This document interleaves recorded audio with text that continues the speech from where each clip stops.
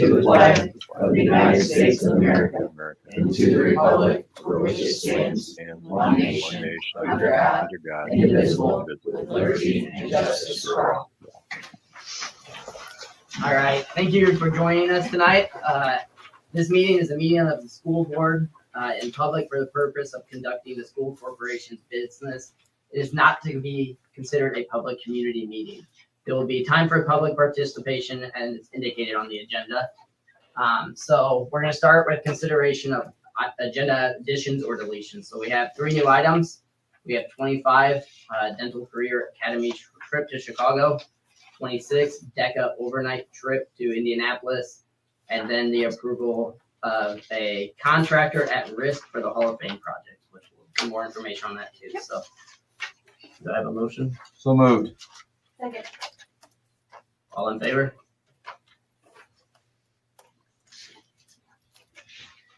All right, so invitation of members of the audience to speak to any items on the agenda. All right, no one. So we're gonna start with then a new business item. Communications. Sorry, communications is first. We originally did not have any communications, but I got a letter, or actually Mr. Checkout got a letter today from the IHSAA. It is an exemplary behavior report. So we wanted to report this. It's for boys basketball. The individual is Brett Ellsross, who reported it. He said he wanted to report on exemplary behavior of the Lakeland JV coach, Jared Weimer.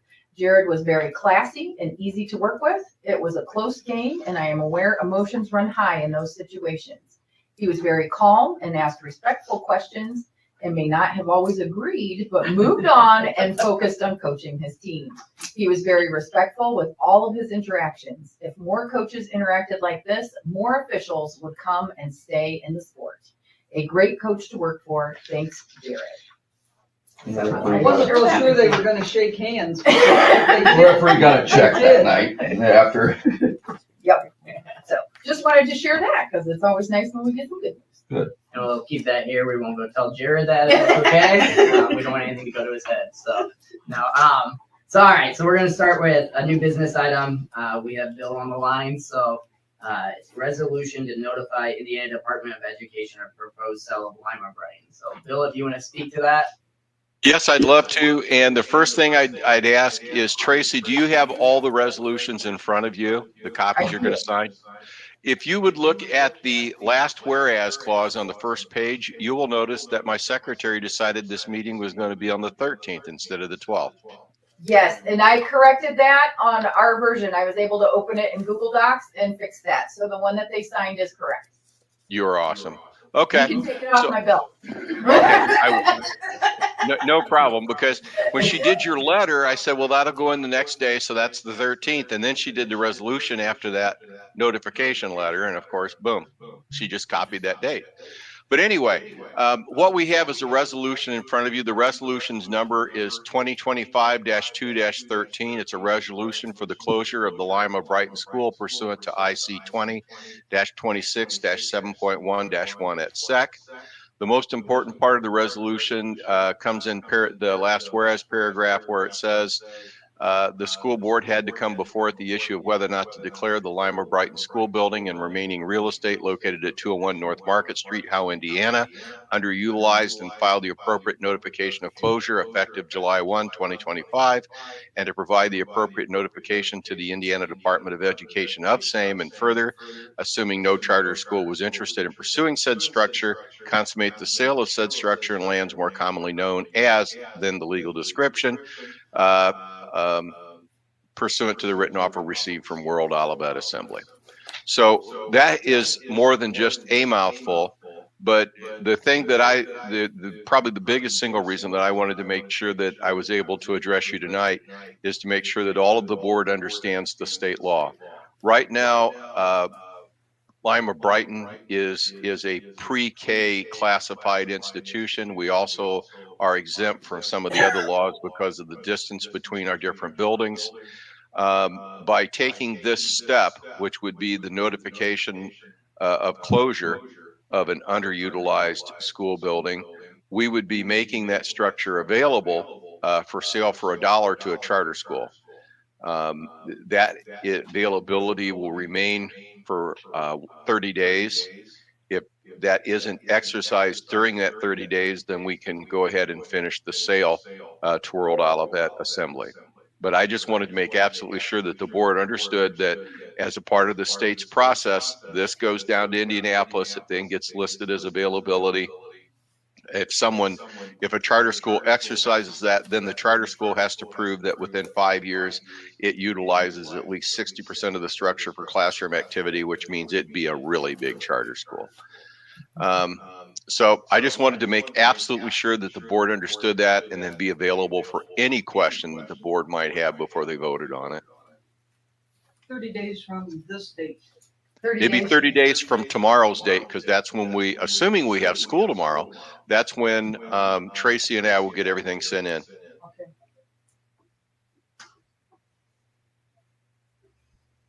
And Bill, I guess just for the crowd, no matter what, the state could come in and make us listed too, because it's not occupied at the total occupancy or 60% occupancy, right? I'd say they might be able to. I'm using the word might. I think the distance between our structures is sufficient that we fit in a loophole. Okay. But it's a might. They could say, no, that loophole doesn't apply because of the way the structure is being utilized. Yep. State could say whatever they want. Yeah, I've got to be really careful when I get into that, because my son-in-law is the person who enforces that for the Attorney General's office. Which is how come I know really well that I did everything right, because before I did it, I brought him over and made him explain to me the process. I personally understand the 30-day, pretty aware of that. Yep. So, thanks. No problem. I just want to make absolutely sure. It's a big thing, a big decision. This is one of the areas where charter schools have to follow the same rules as public schools, in that they do have to use the building to 60% capacity also. So not very often do they follow the same rules we have to follow, but in this case they do. So it would be difficult for a charter school to fill that to 60%. And the good news is, while they're failing, we don't have to pay anything to keep it up. So, I mean, that would be one thing. What would that 60% be? Number one, do you know? I don't remember off the top of my head, but I feel like it's around 500 kids or so. That building. We were thinking the very same number. Yeah, Okay. there would be a lot of kids. All right. So I think we can, do we have a motion? I'll make a motion to Pass the pass the resolution. resolution. Second. All in favor? Motion carries. Tracy, All I will call you in the morning. And do you have any more need for me? I don't think so. Thanks, Bill. All righty. Thank you all. And I hope you all make it home safely. And while you're driving in what I hear is a pretty good snow. Yeah, go to bed now. I'm going to get up in the morning and ride my bicycle. Take care, you guys. Be careful. All right. So we're going to go to reports now. Yes, we are.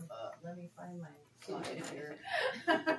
I'm all over today, so slideshow.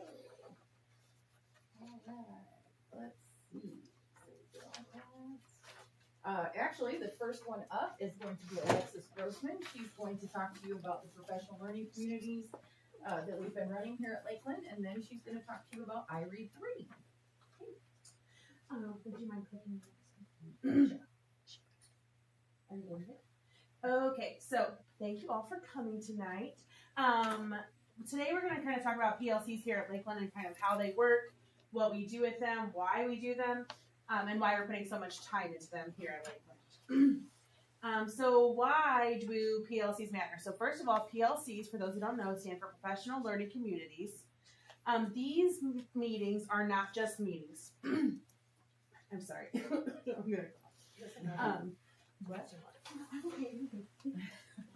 So PLCs are all about continuous growth, not just for our students, but also for our educators.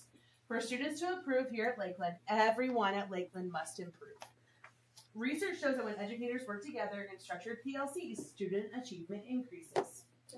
We're also working to align our missions and our goals here at Lakeland. So it talks about our broader district goals of being a destination corporation, helping all students succeed through collective teacher advocacy. So meaning that all teachers at Lakeland are doing a good job and doing their job well. Our PLCs are not just meetings, they are the engine that drives our instructional improvement. So what is a PLC? So it's a professional learning community, is a team of educators who work collaboratively and continuously to improve student outcomes. So you might be saying, well, on Friday mornings, I know that you guys are having meetings, right? But a meeting and a PLC are very different. PLCs are collaborative teams where teachers work together to enhance student learning. They focus on 4 essential questions. What do we want students to learn? How will we know if they've learned it? What will we do if they haven't learned it? And what will we do if they already know it? So all those things go into a PLC. They are not just planning or just updating about what's going on at the school. The goal is to have actionable collaboration. They analyze data, they discuss strategies, and they make informed decisions about their instruction. If our discussions don't impact student learning, we're just having a meeting. We're not having a PLC. So if we're just sitting and talking about what happened last week, and we're not actually looking at how the students did or what we're going to do do better on next time, then we're not having a PLC. We're just having a meeting. Sorry. So every teacher here at Lakeland has expertise to share. So PLCs allow us to learn from each other. We're stronger together, and our students benefit when we work as a team. I'm so sorry. The smartest person in the room is the room itself. Leveraging collective expertise makes us stronger.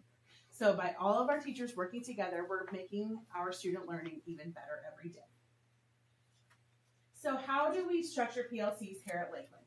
So on Friday mornings, when we have our half-hour delay, we have 40 to 45-minute meetings of our PLC groups. Inside those PLC groups, each one has an agenda, so they don't just work on what they want to talk about. They have a built-in agenda of what they're going to talk about that day. They focus on student learning, and every single PLC has a goal they're striving for. They analyze student work, they talk about formative and summative assessments, and they adjust their instruction accordingly. They are supported by administrators, so almost every administrator in this corporation is a part of certain PLCs. So our principals can speak to them. Dr. Blaze is a part of a PLC. I'm a part of multiple PLCs. I kind of bounce around to all different ones. And then we also have our special ed director who's a part of them also. So everybody on the admin team is also a part of the PLCs. So then when it comes to focus on student learning, the question isn't, did I teach it? The question is, did the students learn it? So for an example, if 40% of our students missed a concept, what do we do to adjust that approach? So it's looking at how the students achieved or how the students did on their formative or summative assessment. If only 40% of them got it, that's not mastery. We have to go back and look at that and say, we got to do that again. Let's go back and review that. We use our data to drive our decisions. So data isn't about judgment, it's about guiding instruction. So often teachers really own their data. We're trying to teach them to own it and not take it personally about their data. I don't want them to say, oh my gosh, I taught this so terribly. But you might say, why was yours so much better than mine? It's discussing like, how did you teach that differently? And we're not trying to judge. Judgment is very easy, but having those tough conversations is very difficult. We try to look at patterns to help, patterns from our student work to help us figure out what are they trying to tell us? What are they not getting about what we taught? Or did we teach it at too low of a level and we need to go higher? So in these meetings, a lot of times we come up with common formative assessments. They work on exit ticket slips. They talk about student discussions. We're really trying to make that shift over to student talk versus teacher talk. Finally, the last two things of our framework, PLCs help ensure vertical alignment, especially at our high school because we have all different levels meeting. So students progress without the gaps. We scaffold their learning for struggling students. So we talk about how are we going to get those kids that didn't get it and how are we going to push the ones at the top. Dr. Blaze, would you mind clicking on that PLC dashboard link for me? So all members of our staff have access to this PLC dashboard. On this dashboard, it is all of our meeting schedules. It has our data roster with every single kid's name in it from our district, and all of their data is on there. We have para training calendar. We have data tracking sheet examples. Everything that the different staffs need are right on this sheet. So, Dr. Blaze, would you mind hitting like the primary at the bottom for me?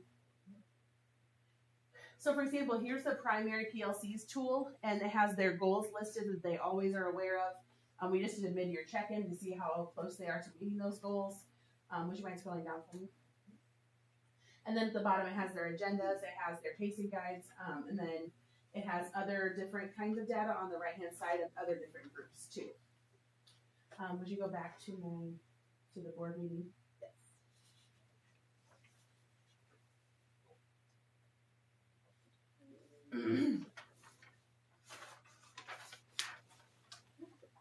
Okay. So the next thing, along with PLCs, is teacher expertise and instructional fidelity. Sometimes when you say fidelity, some teachers believe that to mean that you start on day one of the curriculum and you teach the curriculum day by day. There's a difference between teaching with fidelity versus teaching to a curriculum. So fidelity doesn't necessarily mean follow a script. It means ensuring high quality instruction is aligned with best practices. PLCs allow us to adapt resources to fit the student needs while maintaining instructional integrity. So that way, when we're teaching a curriculum, you pick out your best pieces of your curriculum, you use it as a tool. Some teachers do teach it day by day. They go through the script just because they might not have the knowledge of what they're teaching. But that's a good starting point, but you're trying to push to the point where you're using the curriculum and best practices. PLCs do encourage professional judgment and best practices. Again, our teachers are not just implementers of a program, but they are there to design a student learning experience. And this is something that we're really working on. We're really pushing those best practices in our PLCs, talking about them consistently about what is best for our kids. And then some examples of successes in our PLCs. Would you hit I brought in a couple data points for you just so you can kind of see what we're doing with data sheets. So if you look at this one that has all the different pretty colors up here, this is one of our first grade teams, the first grade teacher. So every week they choose a goal that they want their kids to reach. They give a quick little formative assessment of that skill, and then they put in how each and every kid did. So you can see how on 9/23, when that person taught that skill, the kids got it and they got it well. So something was taught really well that week. The next week you have a few more red. So what are we going to do with those kids? What did I teach differently? What am I going to do better next time? If you look up here, this is our speech team. So the speech team also has a PLC. They keep a data sheet of every kid that's in speech. And what they do is they put their goal in, they put the status of their goal. Their goal is to hopefully get some more students graduated from speech in second grade. So we had a very large number of students going to speech with third grade this year. But they try to put it all in one place so that way they could really try to reach that goal and make sure they know who's doing language, who's doing speech, and what the status is of those students. Finally, at the bottom, I just stole the goals of the high school off of their PLC planning tool. So we sat down with all the leaders and we worked together to create goals based on our summative assessments. So that's where those came from, and they are working towards those in their PLC groups. So with PLCs, there's always going to be challenges. When you're working with adults, there are always challenges. When you're working with students, there are always challenges. So some common pitfalls, misconceptions are that PLCs are just another medium. What we're trying to get that language to change to is that they are a structured way to impact student learning. This is our first year doing them. We are roughly 5 months in. So, we've come a long way from where we started. They are realizing that they're not just a meeting, that there is a structure to them. It's just still providing the education on how to make them better. Another one is I don't have time. What's really hard is finding time as a teacher. Teachers don't have time to look at data all the time. They're not given, it's hard. There's no time in a day because you have 50 other things on your plate. So by providing this time on Friday mornings, it leads to better planning and student success and hopefully reducing reactive interventions later. Also, people, a lot of times we say, oh, we already collaborate informally. Like we talk in the hallway. But informal collaboration is great, but PLCs ensure consistent data-driven discussions across the school. So on Friday mornings, every single member of this staff is sitting talking about kids. That's what we do on Friday mornings. Every single person's a part of it. There's no getting, there's no getting out of it. It's just, that's what we do on Friday mornings. Next year, of course, is changing to a different day, but that's what we do. Some solutions and support. So, of course, we have the admin support. Admin by 6 o'clock on Tuesdays provide feedback to our PLC leaders on their agendas. So, admin, that's every single agenda gets touched by an admin. We have collaborative planning tools, as you saw, and then also we just encourage others to share and learn from others.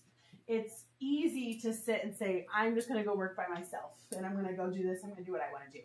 That's the easy part. The hard part is collaborating and figuring out what the best thing is for your team and for your students.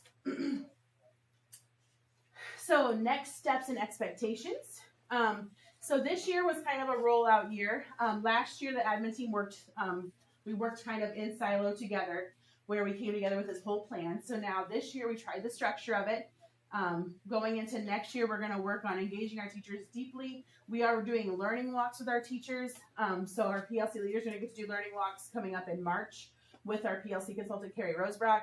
And we go in and look at how kids are being engaged in the classroom. We're going to look at how they're learning. We're going to look at how they're using checks for understanding. So those are future plans with that. Another thing is using our PLC time intentionally. So we're going to continue bringing our data, student work, and be ready to collaborate at those meetings. We will continue to offer the time for PLCs. We're going to continue offering coaching from the admins. So, we're going to celebrate and showcase teacher-driven successes. I forgot to take off the thing off of that one. Does anybody have any questions about PLC? Thank you for collecting all this data. No problem. Supervisor. Yeah. It's really fun. And as a reminder, PLCs are a journey. Our goal is progress, not perfection. I would always love to say by next year we're going to have this in tip-top shape, but we are all human, and humans as human teachers who if you meet a teacher that likes to do what everybody else is doing, you're not going to, that's not probably a teacher you want. You want teachers that want to push for the best. So that's what we have here, and it's going to be a journey for us. So. Okay. On top of that, changing gears over to iRead. So we are getting ready to take iRead here at Lakeland. Shelly, it's okay. I know. So for those that don't know, the state did pass some new laws around iRead. So this is Lakeland's second grade iRead plan. So coming up in March, the week of March 4th, all second graders are going to take iRead. If you do not know, iRead is a third grade test, but the state is opening up to second graders because there is some research that shows that exposure to tests often helps students do better on it when they're exposed again. So then after they take the test, all students, there's 3 levels they can get on the test, either pass, on track, or at risk. All second graders that are labeled as at risk will receive a targeted intervention, so they will be in smaller wing groups, however you call it. Title I groups. In the school, they'll be receiving more U-Fly instruction, more comprehension instruction. The second graders will then take the test again in May, and those that are still labeled as at risk will be required to attend a 3-week summer school in June. That is not an Alexis rule. That's not a Tracy rule. That is a state of Indiana rule. Following that, then coming into the next year, those students that are at risk will be the priority for our Title I teachers again during their 3rd grade school year. So then the 3rd grade iRead plan. 3rd grade has been preparing for iRead for about 2 months now. They've been doing after school tutoring, and they too will take iRead the week of March 4th. Then those students who did not pass iRead last year in 2nd grade will retake it. 3rd grade remediation will happen for those who did not pass. In order to pass, they have to have a score of a 446, no matter if you are a 2nd grader or a 3rd grader. You have to have the same score. all students who do not pass, they don't get those 3 levels in 3rd grade. If you do not pass in 3rd grade, you will be required to attend a 3-week summer school. And then we will take the retest for those kids on June 26th. And then those students that do not pass on June 26th will be required to repeat 3rd grade again. Once again, not an Alexis rule, not a Tracy rule, not a Lakeland rule, state rule. Students can qualify for a good cause exemption if they have an IEP and it's a case commerce decision. So those students will be able to allow to go on if they have a GCE, but if not, they are required to be retained in 3rd grade. So, questions about iRead? I do. Go ahead. This might be a silly question. No. And it may have already been answered and it went over my head. You're fine. Where's the comprehension? So with comprehension, there's 3 parts to iRead. So there's the first part is phonics, then there's vocabulary, then there's reading comprehension. So they are reading passages during their U-Fly, during their intervention time, and they're answering questions based on that. Everything is multiple choice, so there's no like open answer questions on iRead. It's just multiple choice questions. So they could guess. They could guess. And they could guess well. So that's where training. No, we're not training. We are training No, those. so my question is, obviously we have test scores from other things. How do we expect, like, how many kids do we expect to have to go to summer school and has the state To put be out any? required. Yeah, like that it's required to go. I mean, it could be a decent amount throughout the state Right. that has to go. Is the state giving any funds to cover Yes. summer school? Yeah, last year we only put in our funding that for our summer school for our iRead students last year, and we got it fully funded, including transportation. The amount of students, I will tell you that your 3rd grade team has a goal of 85% of students will pass iRead. That's their goal, so that's still 15% that will have to attend, but that's their goal. Other questions? The parents heard this last night, so I did tell them first, so I apologize. So they did get the first, and they were in shock, so it was a lot. I've been told in a video, and I'm sure about You didn't happen to bring a sample, did you? Of the iRead, Yeah. I have one in my office. Would you like me to go get one? No. Okay, I'll bring it up to you. I'll bring it up to you before you leave. Okay. She wants to take it. I want to see if I I do have some sample Let's questions. see if I've lost it. We did have parents last night who said we didn't have to take this test, and I said, right. I'm going to be honest and say that the 3rd grade iRead is it's not perfectly, but it is a very well written test for 3rd graders. It's not a perfect test for 2nd graders because they have to mature a lot in a year. But for 3rd graders, it is a fair test, and I think that even Mr. Jones's 3rd grade teachers would support me saying that too. It is very fair. It's very much you essentially have to read at a level M if we were still doing levels. If you can read a level M, you can pass it. So do we have a? Yeah, Do we have an estimate on what our 2nd grade goal is? Do we have? 2nd grade goal is 50%. Okay. Kim said her goal at 50% this year. So they said and I mean, last year we had roughly 19% pass, and that was out without. Yeah. No, That was out not me talking to parents. It was not her preparing her teachers. It was nothing. Yeah. This year we've done a little bit more, but I did tell the parents last night, I'm not looking for stressed out 2nd and 3rd graders. I don't want the parents to be stressed, my sister included. I don't need it. So I just said, like, bring the kids in, tell them to do their best, and that's what we're going to go with. And again, 50% sounds low, but it's a 3rd grade test. Yes. So 50% of Yes, 2nd second graders. And that was what would passing make, a 3rd grade test. when we set that, yeah, And don't then they take a don't 3rd have to grade. take it in 3rd So if they then that pass. works When we out. set that goal, we said, what amount would make you feel good? And Kim's like, if we could get 50% of them. Which is a big number. It's a big number. It's a huge number of 2nd graders to pass a 3rd grade test. But we're shooting for the stars there. I like that. So when they come back in the summer for that time, Yes. how long are they at school? 8:30 to 11:30 every day. They do get 2 recesses during the day, and they get a snack. And we do provide transportation. So, parents were concerned that we don't, that some of them work, and so there were concerns of like, what do I do? And I'm like, so if the students don't attend summer school, then there's something called an IRP that goes into play, which is called, it's an individualized reading plan. And that's with parents and the school collaboratively. I also think that legislators should be on it, but I'm not allowed to pick up on it. But I think they should have a piece of the plan also. So that's what happens with that. Hold on. Yeah. Any other questions? I always come with something new, so you never know what I'm gonna bring to you. Good information.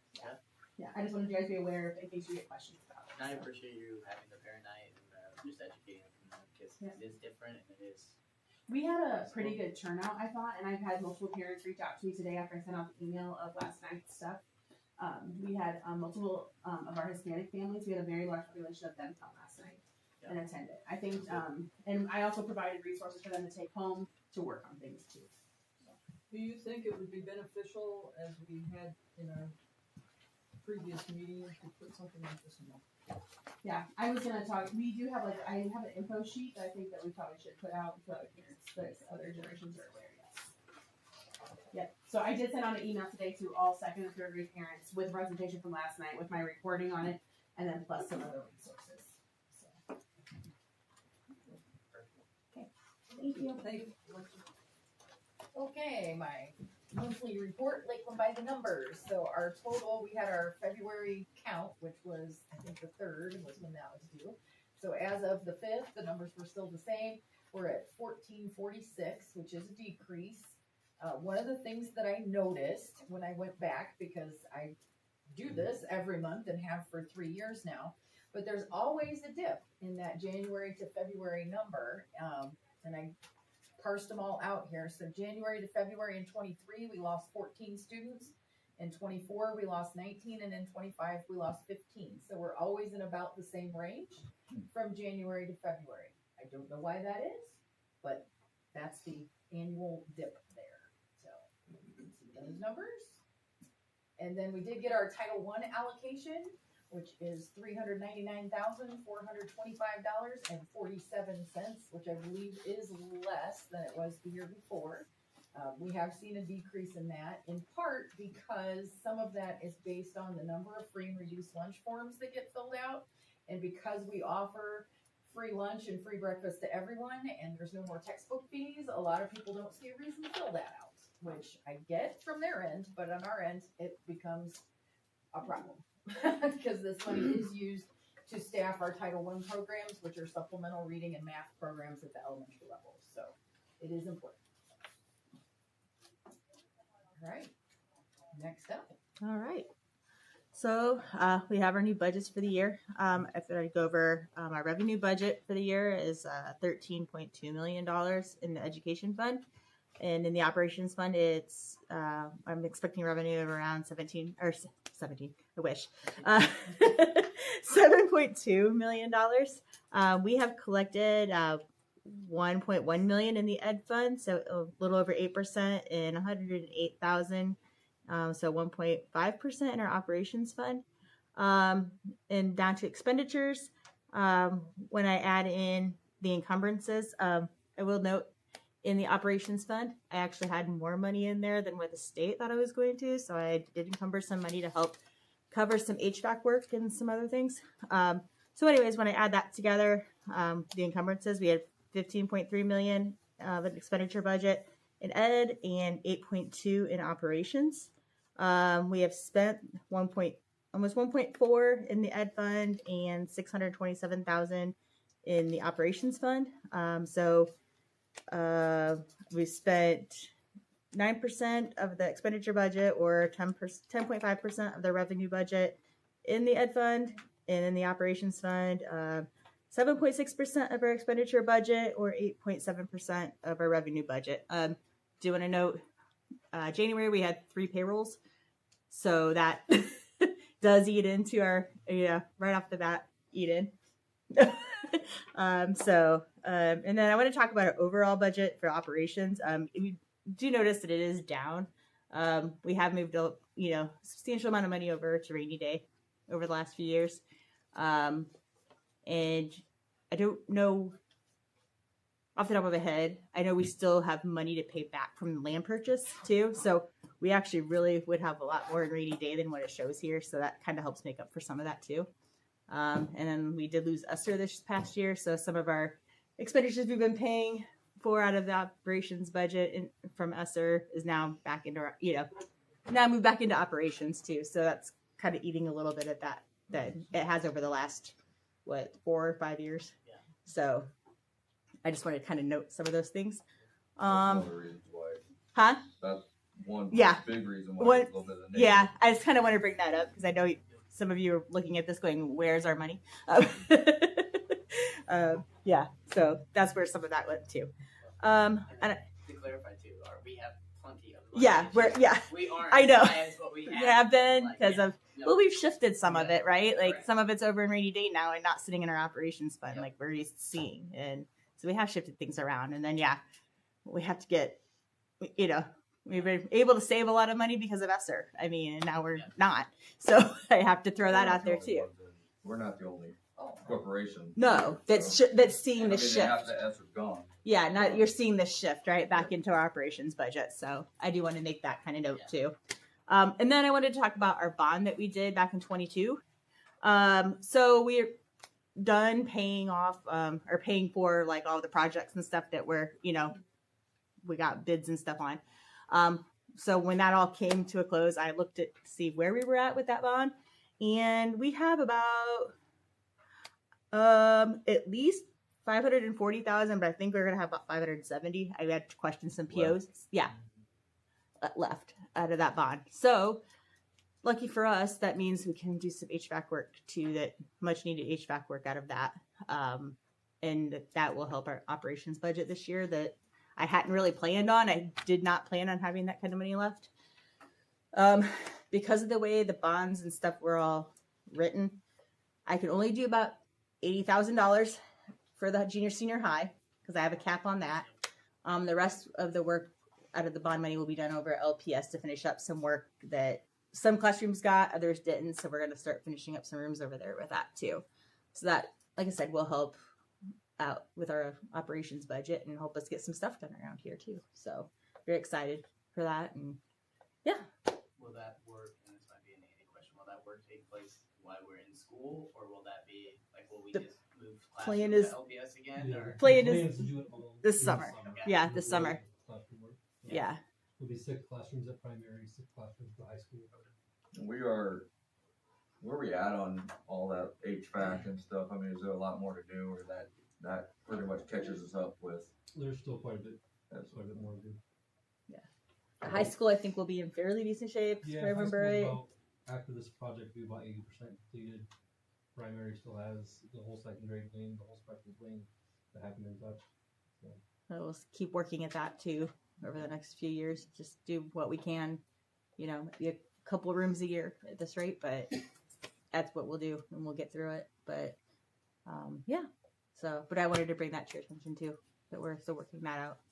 I So mean, we look at this and we look at the negatives, and we still got plenty of money, but we are down Yep. with a lot of the projects, and yes, they're gone, but everybody's got to be reminded too that there's a lot of change going on in the state, and so we're not sure exactly what's going to happen tomorrow. mhm, So let's tighten it a little bit more and mhm. kind of see what we can do. So it's not going to be easy, but we have not done a referendum, and we've been doing really well with that. So we'll keep trying. Did the governor ever get back to you? I have not heard from him. I did write a letter to the governor inviting him to come to Lakeland and see that we are not building extravagant things. We're keeping the lights on and we're fixing our. Living our means. So I did invite him to come and see us, but. and Will we that's present him with a Laker blue shirt? Oh, you bet. Yes. We're going to charge you for the Laker blue shirt. What Yeah. we're going to do. Dr. Blake, that, sorry to go backwards a little bit, but that Title I money, how much do you think we're missing out on by forms that haven't been filled out yet? Ooh, I don't even have a We percent. dropped roughly 125,000 from last year. Okay. However, it's hard to tell the exact amount just because we have carryover from every year. So with ESSER, it did get kind of tricky, I think, for a person in my position previously to spend the money because it sounds crazy, but when you have so much money to spend, it's hard to spend within the guidelines. So we were able to carry over more, but from last year to this year, we're down about 125,000. Is there a way to just include that in our yearly update packet at the beginning of every year where we have to go in? There is a link for that in the registration packet. It's in the online version of it? Okay. There's a link for that. I've sent it out in probably 3 or 4 different Friday messages, just trying to encourage people to fill it out, But but it can't be like a mandatory. nope. Nope, I cannot force people to do it because they have to indicate their their income, and I can't force them to do that. So. There will be some changes too with if different departments change over, there will be changes in Title I also with that. So it'll be interesting to see what happens. All right, so I guess school board president's report. Well, our president is away on work this week. So I guess the only thing I have is our band had a fantastic competition this weekend with multiple, and I tried to pull it up, but I don't have it all. But I think at least eight that advanced to the state finals, which last year that I know we had 2 that came home with gold standards down there. So it's exciting times for our band, and I know they sounded great at games and other things as well. So just wanted to recognize them tonight. That's all I have. So we'll head to new business with item 2, the EF educational tour. Okay. We are scheduling one, we have one scheduled already for 2026 to go to Europe, and we're looking at 2027 to do a trip to Italy. EF Tours is a professional organization that caters to schools and running these kind of tours. There is no risk, and there's nothing really Lakeland does on this. We just make sure that you're aware of it and approve that we do some fundraising and things like that. We have people work in concession stands to earn money for the trip, and then the families actually pay for the trip. So. All in favor for a motion? Second. All in favor? Motion carries. Number 3, Lima Brighton Bell donation. Yes. So we have Josh here to talk, I think. Are you going to do Yeah. some talking about this? First of all, I'd like to thank you for taking my call and such forth, and thanks to the school board for hearing me out on this. So the bell and the bell tower that's, is at the Lima Brighton Elementary School. The bell's been in Lima Township for 150 years, in that same tower. And when, Lakeland School Corporation was formed in the late 60s, and, it was on the school, and they went through some remodeling and such forth, that tower was brought off the school and essentially to be scrapped. And John Larmer and Mr. Larry Watson was on the school board, and they petitioned the school corporation to let them keep it and set it up as a memorial on the school grounds. So here we are again, 40 years later, looking to save the bell and the tower. And my proposal, and speaking on behalf of the Howe Community Association, and with the blessing of the Lima Township Administration, Lima Township government, we would like to ask the school corporation, the school board, to consider allowing us to take the tower and the bell and move it to the fire department property, which is owned and governed by Lima Township. There'd be no occurring cost to this corporation, and Lima Township and the Howe Community Association, we're a 501(c) corporation, so we have a little bit of money here and there. What little maintenance there may be to the tower, we can take care of those maintenance things. It would be under constant surveillance, as we have cameras at the fire department and such forth to watch that area that we're proposing we put it. And as far as the footing and the landing that it would set on, the community association has a verbal commitment that they would fund that, and I'll give you another verbal commitment that if they fail to fund it, that Larry and I have agreed that we'll take care of that out of our own pocket. So we'd like to save the bell and keep it in Lima Township. So if you have any questions, I'll try my best to answer it. If not, that's the end of my spiel, and I appreciate it. Thank you for coming. Really greatly appreciate it. Josh, I have a couple questions. I'm all for saving the bill. I think that's great. My question is, why the fire station and not the town park? So, the Lima Township, they don't own a vast amount of property. Essentially, what falls in their realm is the graveyards. I think we went to the graveyard. And we have the town park there, and then the township owns the fire department grounds. The town park, if you've been up there lately, It's already fairly congested with, unfortunately, with the closing of the military academy and now Lima and some of the other things that we've tried to rescue for the historical purposes. We have other memorials there, and we are currently working on funding some public restrooms to also put in the park, on the park grounds, and then working to possibly in the future do another court for pickleball. So it's just getting a little bit congested there. And then the other reason for us is there's no surveillance there. We don't have any cameras at the park. We do, however, have cameras at the fire department. We have close to 3 acres there.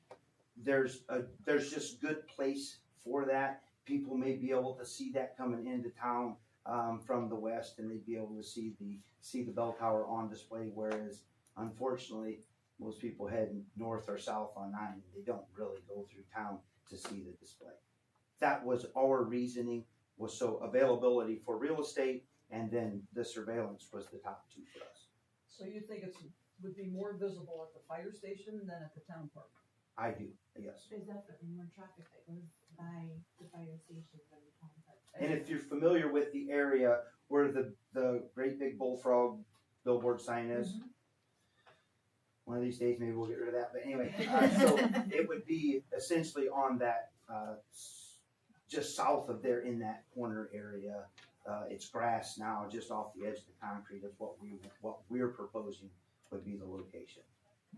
Well, I've talked to multiple people and had people talk to me about it, and it seems as though they're leaning towards they would rather have it at the town park. Those that I've talked with. And that could very well be, but that's a discrepancy that I'd have to take to the township board. The township trustee wasn't receptive of that. Not saying I couldn't persuade him further, but at this time, he wasn't receptive of having more things at the park. And can I mention name or not? Would that be Terry? Yes. That's probably why I didn't hear from him. Because he's one of my contact people. He's in Florida on vacation. Well, but he has email.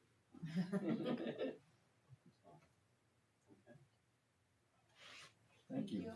All right. Do we have a motion? So moved. Second. All in favor? Opposed? All right. Motion Thank you. passed. Looking forward to it. We appreciate you. And one of the reasons I do like it out there too a little bit is you have cameras there, but the park is great, but kids like to wander and they like to play on things, and that's something that would be nice out there where nobody's really going to jump on it or get on it and so forth. So I think it's well protected, and looking forward to seeing it there. You guys have a lot of nice community events with the pancake breakfast and things like that. March 8th. Opportunity. March 8th. Well, seen it a few times It's a here, good so breakfast. yeah. One of the things in my mind was too is unfortunately you've lost a military school to some, but it's not military anymore, and unfortunately we had to repurpose the school, and if we sell it, at least you get to keep something that's been around for 150 years, and it's not, we don't want to take that away from anybody. So We appreciate that. Yep. All right. You're welcome today. That's what I was gonna say. You're welcome. All right, so we have board policy next. Yes, so the ever-present board policy changes. So, as you know, at least twice a year, and in the past, it's been, I think 4 times last year, we got new policies from Neola. We do subscribe to Neola, which is a policy company. They do all the legal research once all the laws are passed, and then they make recommendations, and then their legal team stands behind those policies. So if we were ever to be sued on a policy that we adopted from them and we were found to be following it, then their attorneys would also stand behind that policy with us, so that's nice. But the policies today, most of them were kind of semantic changes, not a whole lot of crazy changes. We needed to establish what we take for legal settlement, so the proof that people give us at registration. Suspension, expulsion was all semantic changes. They changed things from may to shall, will to shall, that kind of thing. There is one new policy in that, and that's 7540.09, and that has some AI in it. So something new that's coming to all of the schools. It basically states that AI must be used in accordance with the law and lists all the policies that would apply to the use of AI. So that's probably the other one that we are needing to add is 8351, which describes the steps to take in the event of a data security breach. That is a policy we did not have. I don't know why, but we did not have that one when it was adopted back in like 2018. So we are taking care of that one.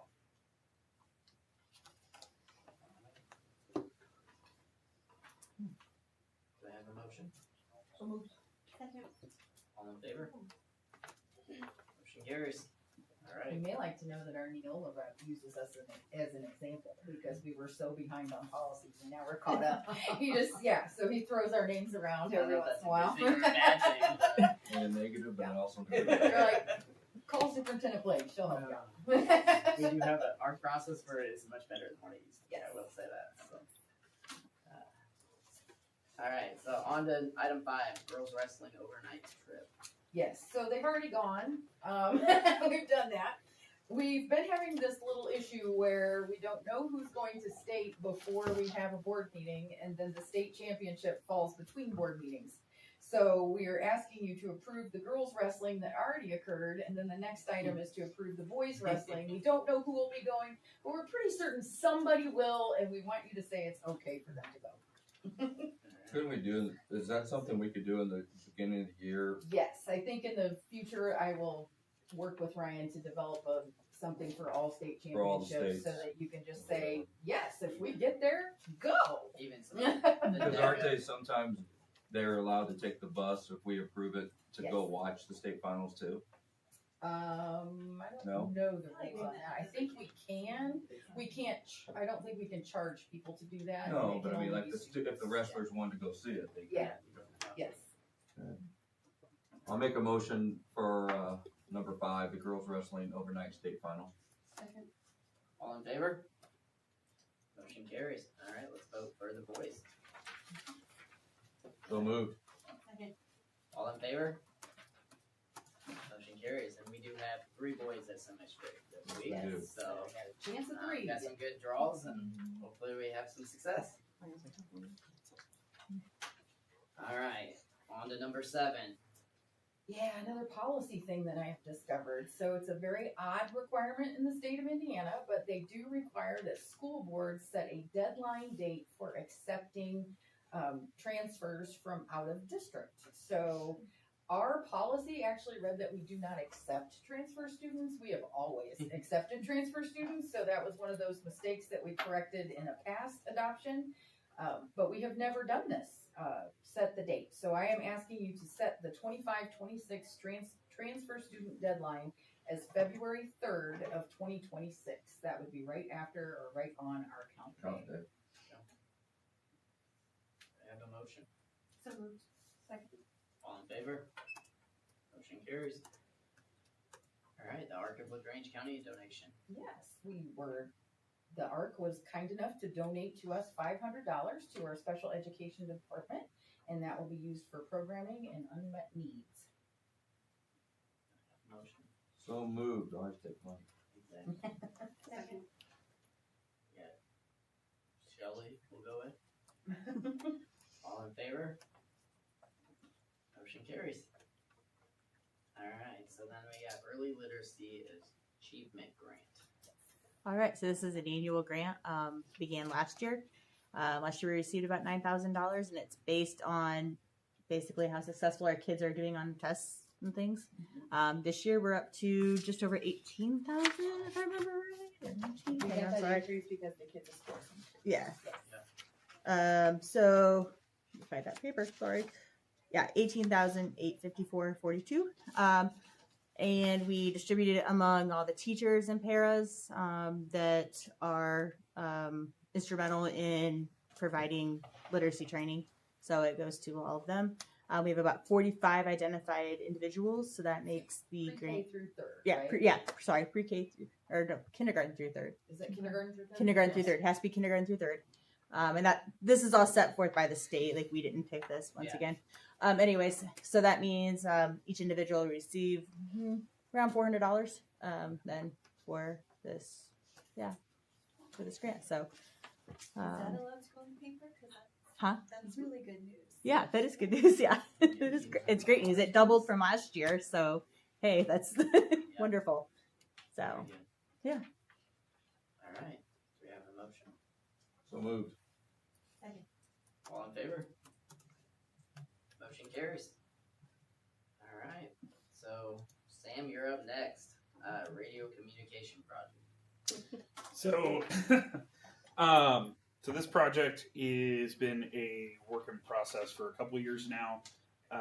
We're renewing our licenses for our bus radios as well as our internal communications, and we're adding some additional frequencies that give us some flexibility during dismissal and drop off, as well as additional frequencies for other purposes. So licenses are for 10 years. This is the equipment that we're replacing at the tower was installed in, I believe, 2010. So it's time. So We tend to use things past their life expectancy around here, Max so. amount. Sometimes it costs us more money. It does Yeah. sometimes. Yeah, top of stuff like this. All right. Do we have a motion? So moved. Second. All in favor? Motion carries. All right. You're up again with communication equipment now. yep. So these are radios for the buses. So some of our newer buses, we're switching from analog to digital. So some of our newer buses that we have already had digital radios when we purchased them, but the bulk of our fleet did not. So this is replacing those radios in those buses. And traditionally what we do is when we replace buses, we pull the radios and they go in the new bus if the radio still functions. So that's kind of where that goes. The bus radios last a lot longer than the handheld radios. Those we replace pretty regularly. So Thank you. Yep. We have a motion. So moved. Second. All in favor? All right. Motion carries. All right. Internet access evaluations. So every 3 years, we put our internet service out to bid for E-rate, which is also impacted by the free and reduced numbers as well. So with the bids that were submitted, we selected MapleNet Wireless as the winner due to price. So there's an evaluation matrix that we have to use that's provided for it. And out of all the bids that were submitted, they were the one that ended up coming out on top. So it is the same service that we have, but it is less. So we will actually see a cost savings from this. So that'll pay into some of our other internet projects that we have going on in the district. And will that, I know we've had some issues with like internet not working Mm-hmm. at times. Is that going to be resolved in renewing that? Yep. So that is something that they included in their proposal. They have a new line that they're running that is their line and not a third party's. Okay. So what we were working on originally was they were the last mile, and then there was transport between them and then something else. So that is getting replaced, and in their proposal, they said that they would have that up and running before this effective fiscal year is July 1st is when it technically starts. Okay. So. Is that MapleNet out of Goshen? Yeah, so MapleNet Wireless is the E-rate arm of Surf Broadband. So they've had many names over the years. MapleNet, we've used them on and off again for years in the district. They're actually the ones that put our towers up about 16 years ago now. So, yeah. Thank you. Yep. We have a motion. So moved. All in favor? Motion carries. All right, now we got some bus purchases. You're up. All right, so we have it budgeted to replace 3 buses a year, which will keep us on track with our 12 years, what the state technically allows us to keep buses. Here at Lakeland in the past, as we all know, as Tracy said, we kind of keep things past their life expectancy. So we did get bus quotes from all three, Bluebird, Icy, and Thomas. The Bluebird for the 2025 actually came in a little bit less than everybody else. The problem is now the tariffs that are getting put on buses. So we had the bus, our accommodations bus that we're replacing, we had that quoted at 180,000. It's went up to 198,000 at this point. If we can get these ordered in a timely fashion, which is my game plan, more than likely we will not get the tariff and that will go back. What Jamesy and I have talked about is instead of getting 3 buses this year, we'll go down to the 2 buses, which would be the bare minimum that we need, because the 78 passenger is also going to be a little bit over what we had before. With the tariff, we are looking at for all 3 buses, if we would do all 3 buses for the Bluebird price, well, the other 2 buses as well, if I can find it, because I'm losing it. But the 54 passenger is our accommodations bus that we really need to replace. It is, we've got to stay on top of it, especially with our safety equipment, seat belts, the wheelchair lifts, and all of that. Like, we don't really have a choice. So we've got a little bit of wiggle room this year as far as buses go. And like I said, Jamesy and I have talked. If we need to, we can kind of pull back one of our Gen Ed buses if we get too tight. But on our accommodations bus, we're not really going to have a choice. Can you clarify how you will know for sure if the tariffs will impact us or not? Like, so we would have to go ahead and order the bus with the tariff in place. okay, Once the bus is built, if they have the parts that they have now, if we order it now, so if we order our buses from Bluebird for 2025, we will get them within 8 months. If we can get them ordered, you guys have already approved our budget, but I wanted to bring it to you because of the tariffs. If we can go ahead and get that approved, get them ordered, there's a really good chance if we can get them ordered by the end of the month that we will not incur that tariff and that will go back. That'll come back off. We don't actually, so we order our buses. We don't actually pay for our buses until we take possession of them. Can you back up one more? I was reading and listening at the same time. I'm sorry. Mm-hmm. So we were going to do 3, right? Right. And now you're thinking just doing 2.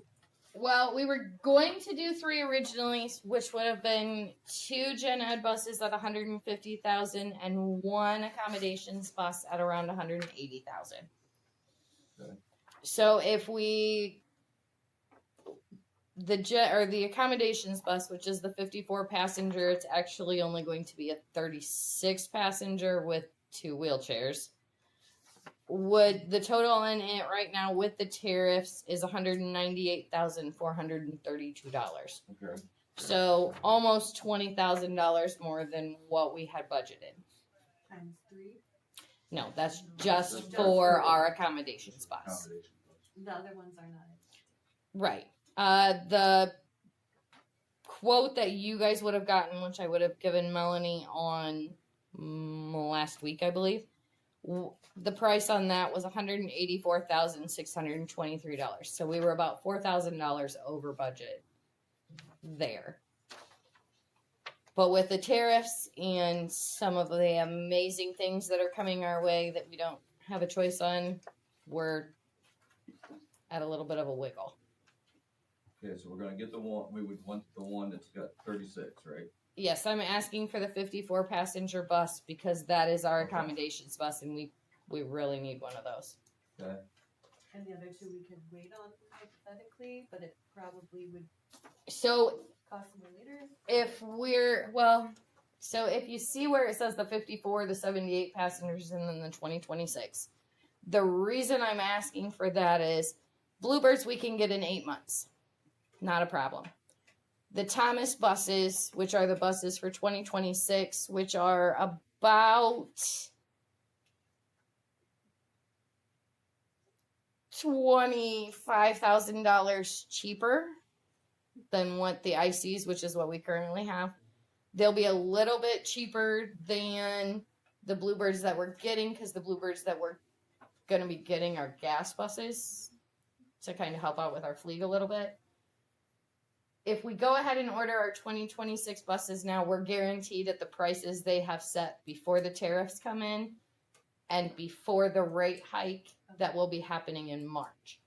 We will not get those buses for 15 to 18 months. Okay.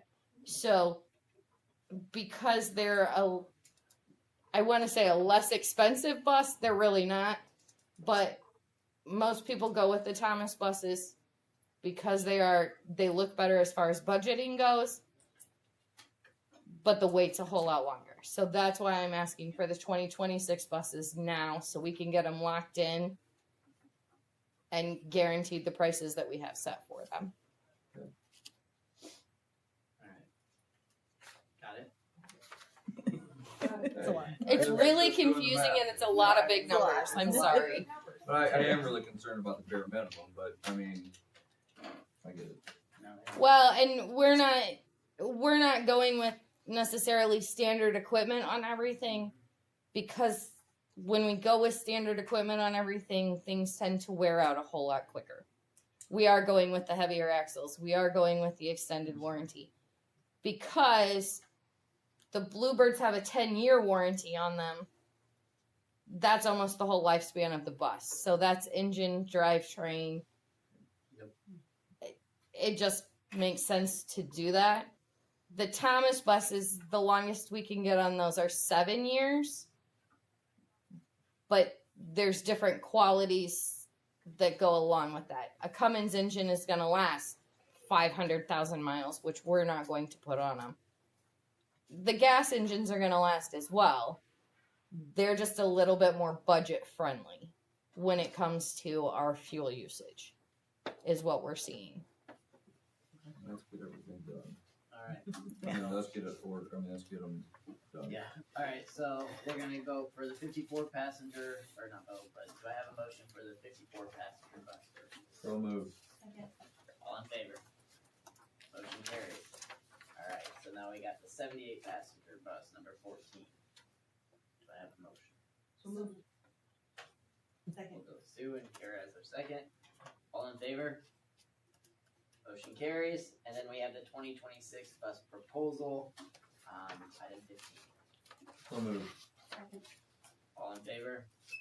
All right, motion carries. Thank you very much. Yes, thank you, and thank you for planning ahead to help us long term. Well, as I've told Jamesy, I like to stay on top of the budget so that way nobody's giving me the side eye, because that's no fun. Yep, no, I do appreciate it. All right, so number 16 is ECA Fine Arts sponsorship spending. Did Jason send you to talk, or do you want me to talk? I mean, I know about a couple of these. Okay, I can go through. That means you need to. He told me. Yeah, so we received sponsorship money from Farmer State Bank for the Fine Arts program, and we have already accepted their donation, but the next step is we have to ask to spend it. So this is the ridiculous things we have to do. So this is a letter asking that we be able to spend the money that Farmer State Bank has donated to Fine Arts. Can you give the amount again, please, what they I donated? believe it was $12,000. Is that right? Sounds right. I mean, it's close. Yeah. What will that be used for? So the Fine Arts Department met, and it's going to be used for some instruments, some art supplies. There was something for the choir also. So they went through and decided what their needs were, and they have developed their orders and are ready to get their stuff. And they agreed? Well, they had some discussion, but they did so. Well, let's get their money before Eventually they they discuss agree. anymore. All right. No, it was a good discussion. I was part of it. All right, we have a motion for ECA Fine Arts sponsorship spending. Karen? All right. All in favor? Sorry, who made the motion? Sue made the motion. Kara. made the Okay, thank you. Yep. All right, number 17.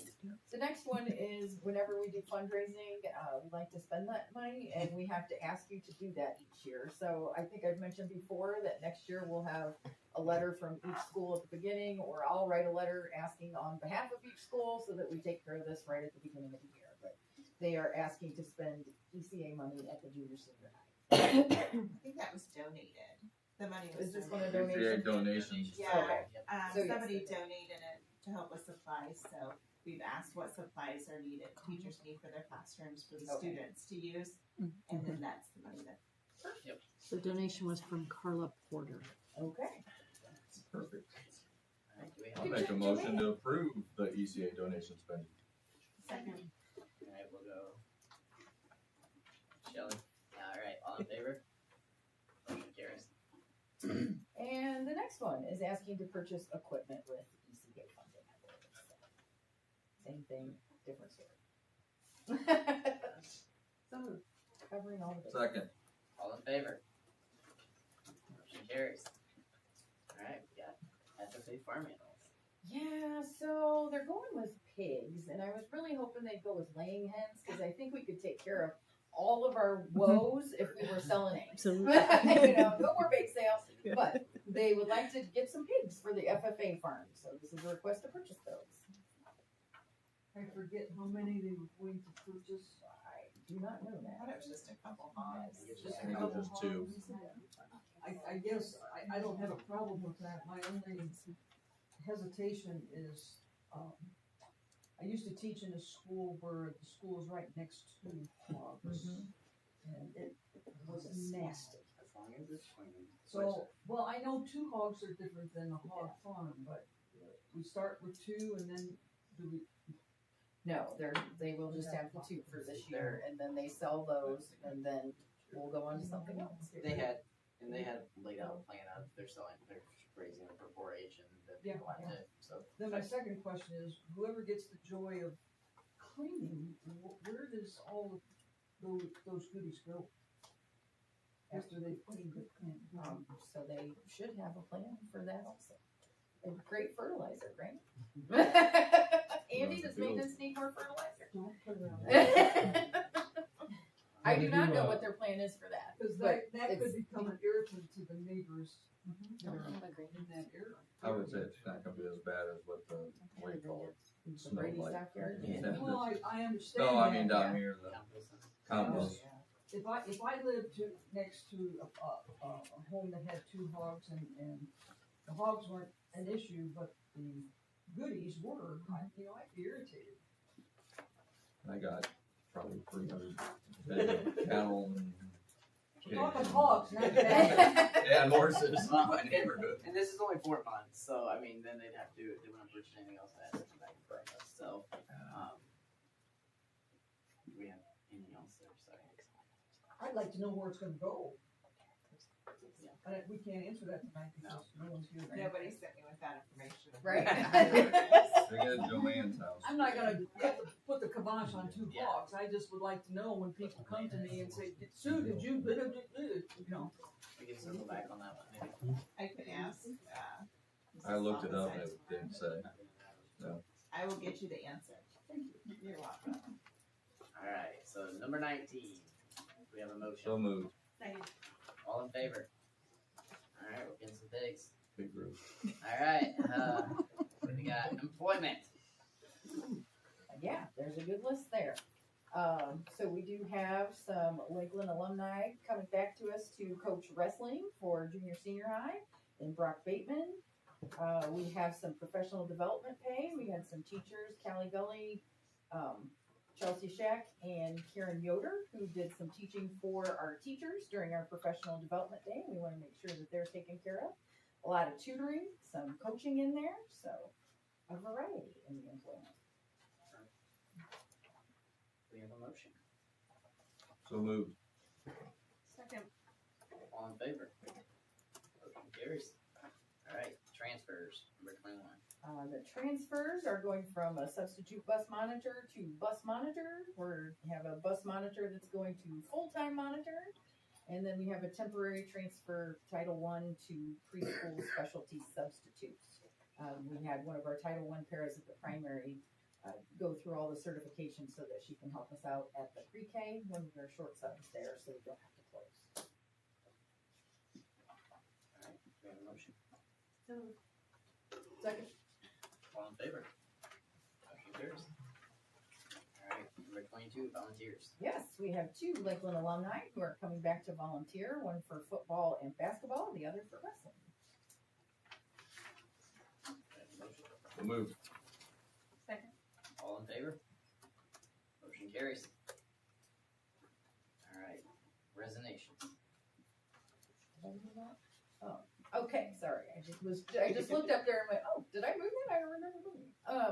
Resignations, we have 1 today, Melissa Troyer, the guidance office secretary registrar at the junior senior high and senior sponsor. She is moving on to do, I believe, customer service at REMC. We wish her the best. Motion? Just so moved. So moved. Second. All in favor? All right, onto the consent agenda. Do that, Deb? Not really. We do have the guidance office secretary registrar job description on there because we didn't have a current one. So we're asking you to approve that along with all the regular payroll and things. Do we have a motion? So moved.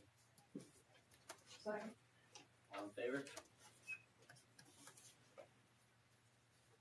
All right, Dental Career Academy trip to Chicago. Yes. So last year, in our first year with our dental academy, they took a trip to Chicago to some kind of dental conference where they get to speak with vendors and educational training agencies and things like that. So it's a nice real world experience for them. So we are asking you to approve their trip to Chicago. It is not an overnight. It's just out of state. Do we have a motion? So moved. Second. All in favor? Motion carries. The next one is the DECA overnight trip to Indianapolis. We have 2 Lakers that will be representing us for the DECA state competition. Adriana Gouvet will be representing Lakeland in the hotel and lodging category, and Brianna Poe will represent us in sports and entertainment marketing. Favorite groups. So moved. Second. We go with Karen. I think everyone said second at the same time. All in favor? Motion carries. Okay. Alright. I think this is our last major agenda item. And then we have some comments. Or public comments. So. All right. Kyle. Can you do the full screen thing on I did. that? Actually, don't, because we're going to zoom in. But you can keep Oh no, I have to moving zoom. forward. Yeah. I You just can feel touch the like one of screen. the things, and it's later. You can but touch the screen. Every time I've touched it, it's just like, Okay. He was drawing earlier. yeah, so ask me to run through the like where we are, just so everyone kind of see where we are, and then I'll talk a little bit about the thing you're going to be approving and talk through that. So we can go through this part. We're like kind of at the middle. But this was the one I was going to have you zoom in on. Magnifying glass on the bottom right. All right. Basically, you know, if you approve this tonight, then we're going to send out an RFP for a construction manager at risk to come on during the like as I'd say right now we're like 75% done with the design of it. It's going to look like it's a lot more of a drawing wise. There's more drawings to be done, and they are going to help us price this out and basically be a teammate along with you, the client, myself, the architect and designer, and to help us get, you know, local people involved, and, you know, make sure we have a set budget before we start doing anything. So that's, I guess we don't really need to go through that. This is just kind of a list of the things, and you guys have this in your board packet? Yeah. Okay, so you can see the next pieces. Not yet. Not yet. The other things to note here are, you know, we're kind of targeting the end of school to start. I know when we first talked about this, like, hey, we were going to try and jam it in, but I think that having a having a construction project going on during graduation or something like that is just not the ideal time. So, but this will move very quickly. So I'm not worried about it getting done over the summer. And this gives us a little bit more time to plan and make sure we have appropriate funding for everything that we want to do. I need to zoom out again. So this is a floor plan of everything that's kind of planned out. This is the grand hallway. This is the, oh my gosh, I'm sorry. West That's door 7. Yeah. Where you walk in here, the double height space. So across the hall here, you're gonna have 3 different displays. See, I know the dark out. Yeah. Sit down. Yeah, so one of the things about the Hall of Fame, just so everybody knows, is it's not just athletics, it's both academics and fine arts. And so those 2 things are going to be shown right there at the beginning as people walk in that side of the hallway. And then sort of as you pass the concession stand this way, all of that is geared toward athletics. And then if you come down this hall here, there's going to be permanent displays for academic and fine arts. And the stuff that's right by the beginning will sort of be evergreen, where it's going to kind of change per year. It's really going to display like the current accomplishments in those 3 categories. Schedules, stuff like that, just things to be aware of. Keep going, I will make this quick, or as quick as possible. So a couple things that brought us to going, let's go this route with the construction manager at risk. As we started looking at the project, it was like, okay, are we also going to redo the hallway, the ceiling tiles and everything else? This was just going to be like the Hall of Fame, like the pieces to showcase that. And then it was like, obviously we're going to do some lighting. This area wasn't touched. And then, we talked a little bit about like, okay, do we redo the ceiling tile in that hallway there too? So like bringing someone on board to kind of look at that from a pre-construction perspective allows us to understand, okay, this is that's all going to cost. Before we, the press box, for example, we did all the drawings, did all the design, estimated what that was going to be, and then put that out for bid. And people bid on that to say it's going to be that cost. And if they just took the drawings and ran with it, it was going to be that cost. Here we have the ability to kind of like push and pull a little bit and really like leverage some of our local contractors here to do to get us the best prices and the best quality. So this is just really quickly like running through the process. It started with just sketches and kind of like looking how this could be. Keep going. And then it got to, okay, we're gonna, model this in 3D. And so this is kind of like where we're at now, where they're more realistic renderings. This, for example, is the Wall of Honor. So this, if you walk just this way, you'll walk into the gym. And if you walk past that, you walk into the gym. This particular display replaces all the photos that were in the gym, both team and individual. I'm really tired and the numbers escaping me, but I think it's like 120. Right now we have 123 individual people, and that includes like a 2-person tennis team. And then we have 63 teams. And so these displays are double-sided, so you'll be able to walk up to them and this whole column will turn. And so you can kind of see here's the extra space that we're building in, plus like you'll have a photo here that you can remove and add 20 more to. So it's kind of building in. Did I just touch the screen? You did. Yeah. And so this is a zoomed in version of that where you can kind of see, hey, we don't have anybody here yet, so we can put an anchor, an L, and then, where this photo is, we have the ability to add, more of those columns.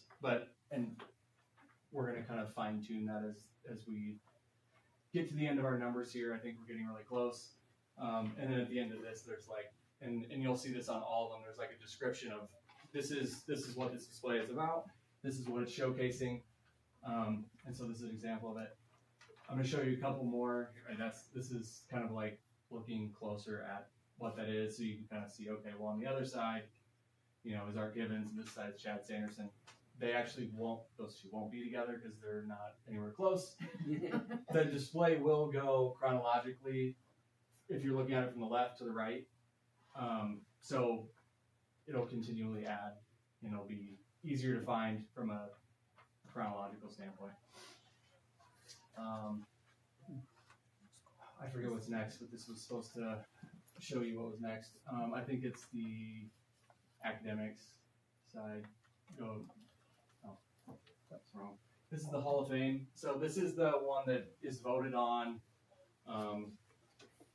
Each person will sort of get like I don't know if you want to call it like a file cabinet or a drawer, but their name's going to be on the face of it, and that pulls out. And on one side, there'll be like action photos that we'll gather, and then the other side will be a bio. You can go to the next one, which kind of shows that. Be like a bio, and then their list of accomplishments.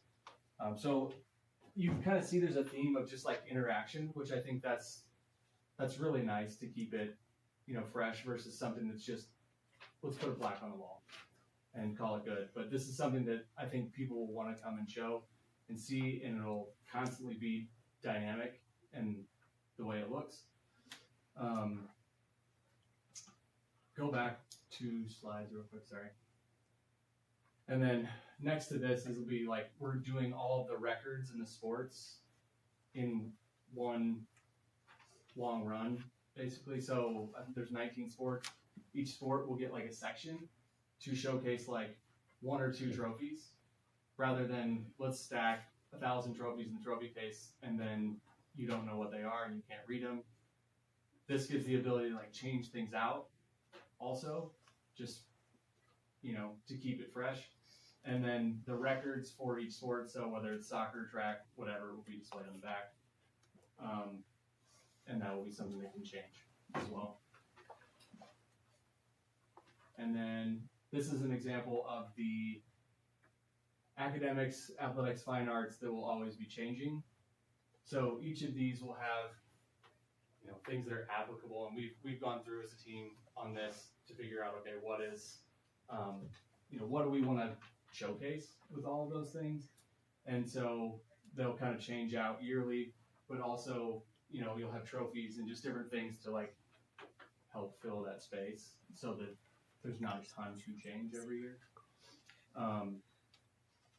That's just another view of that. Also, below this display, I'll just point out, we're trying to do some things to add acoustical dampening into that hallway because it's just really, really loud. And I mean, we were standing in there one day and the class went out and I forgot how loud it was. But I think just doing some stuff there to kind of like dampen down the echoing and sound will go a long ways. One last thing I'll point out with that is you'll notice there's a big gray stripe on the wall, and the other ones, there's gray on the other side. We're trying to pick a color that is extraordinarily neutral to allow the Lakeland brand colors to actually pop out and make that hallway something that's not a big white beige tunnel. So we kind of decided to not show any pictures of the whole length of it because it is very, very cool. Maybe I'm biased, but I think as a team, I think we've all kind of thought that. But I just wanted to bring that to your attention that that's something we're looking to do, and we made a choice to make it a very neutral color so that there wasn't any. Well, our brand colors are blue, red, and white, and we're trying to stick to that and make them jump out and pop out. And then this is down the hallway to the across from south, like if you're going south there. This is the permanent displays for both the fine arts and then the one down past is the academics. So you can kind of see, there's different sections for the things that we really want to highlight, and each of those departments will have the ability to sort of put what's in there, what's important to that department in there to showcase, kind of as a permanent display.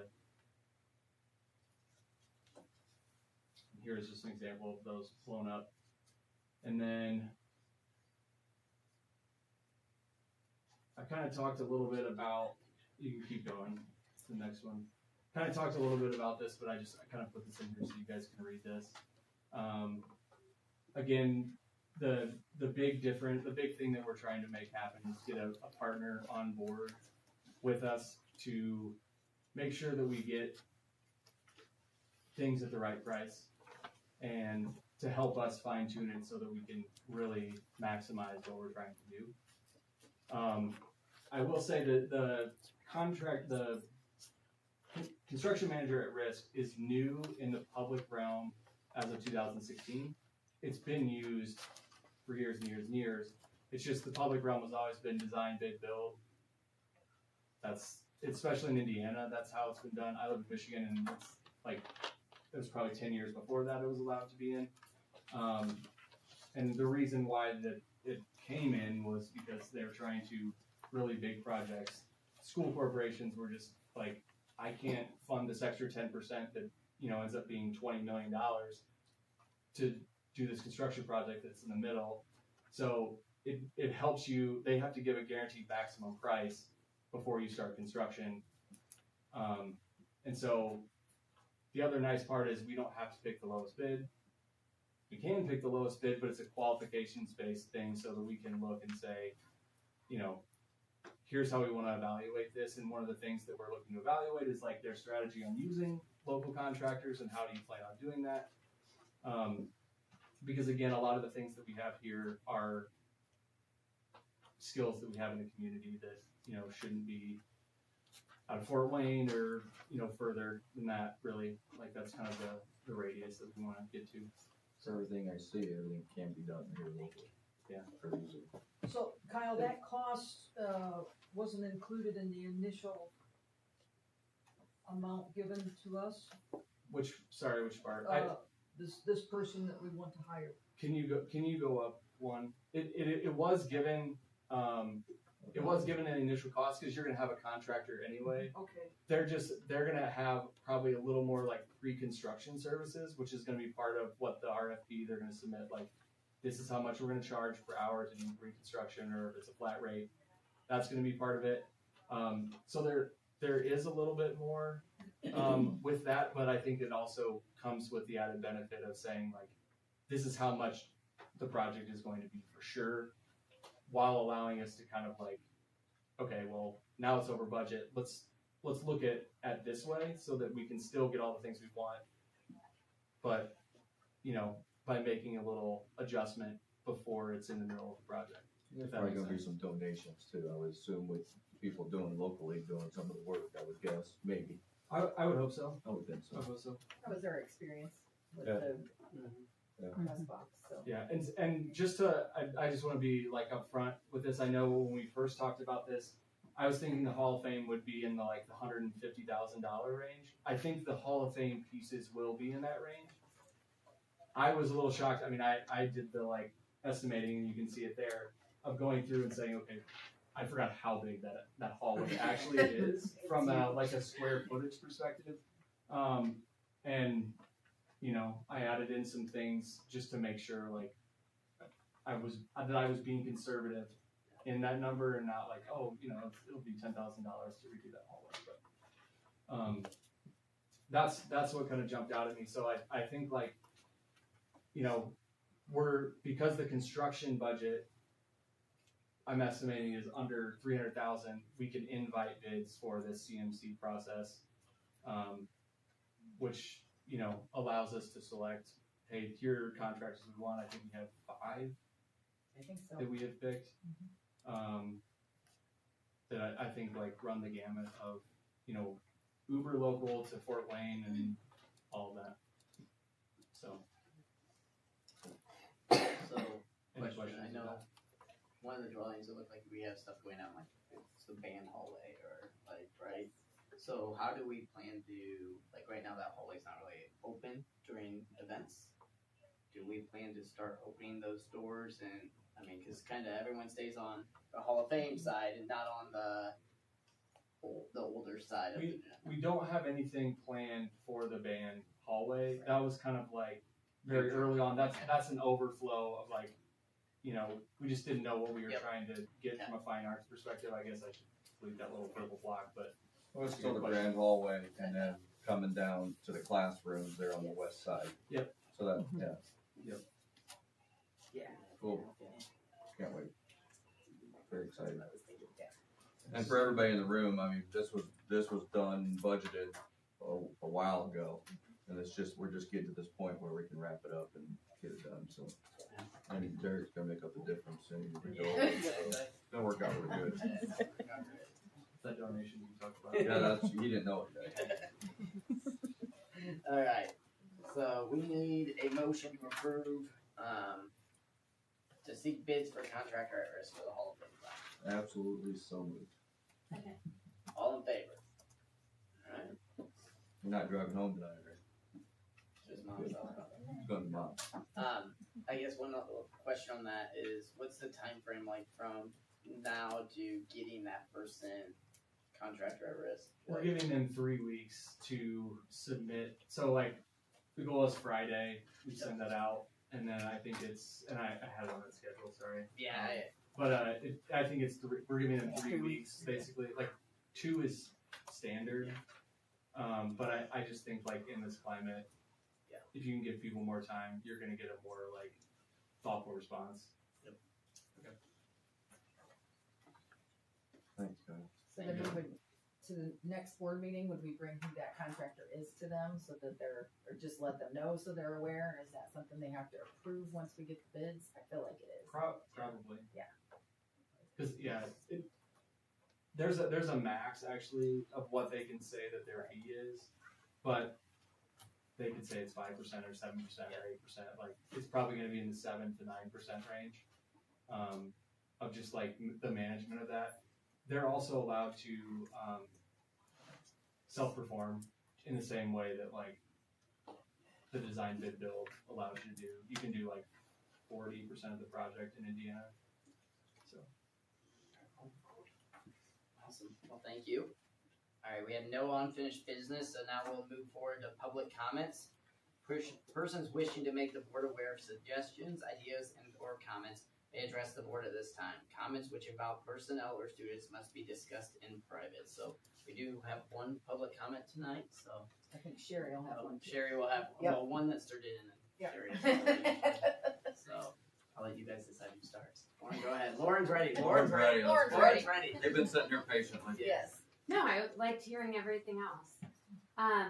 Good evening. My name is Lauren Brown, and I've been a proud member of LaGrange County for nearly 20 years now. I'm originally from Sturgis. But I have built both my family and business here. And throughout that time, I have always believed that if you want your community to thrive, you must pour into it. And me and my husband have both volunteered in so many different aspects in our community, and I've always believed in supporting my child's teachers, even when some have seemed more focused on the expectations rather than addressing the individual needs of the children. So with that, I just want to say I support conscious disciplining. I do not feel that is the problem. I think more of how it's being implemented in these situations. So despite these challenges, we've always worked harder at home, filling in the gaps. We understand our responsibility as the parents to help our children succeed.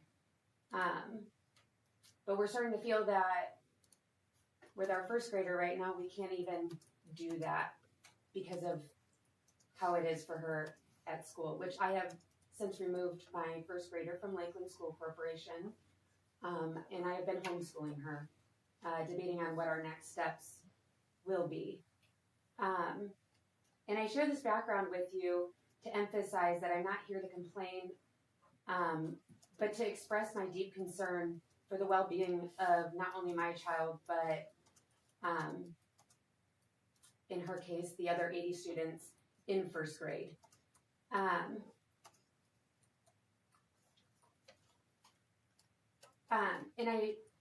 sorry, I lost my spot. I share this background with you to emphasize that I'm not complaining, but to express my deep concern that this aggressive behavior my child has continuously been exposed to, and the alarming conditioning of that behavior as it just being a bad day, or it's your fault that you were hit by the flying marker because you didn't put your head down, is unacceptable, and it is an outrageous situation that demands immediate attention and action. The larger issue at hand is that my first grader, along with others, does not have access to a safe and conducive learning environment with the Lakeland School Corporation right now. One that could affect the years to come, not only for her, but the others witnessing this behavior and then the others in this behavior.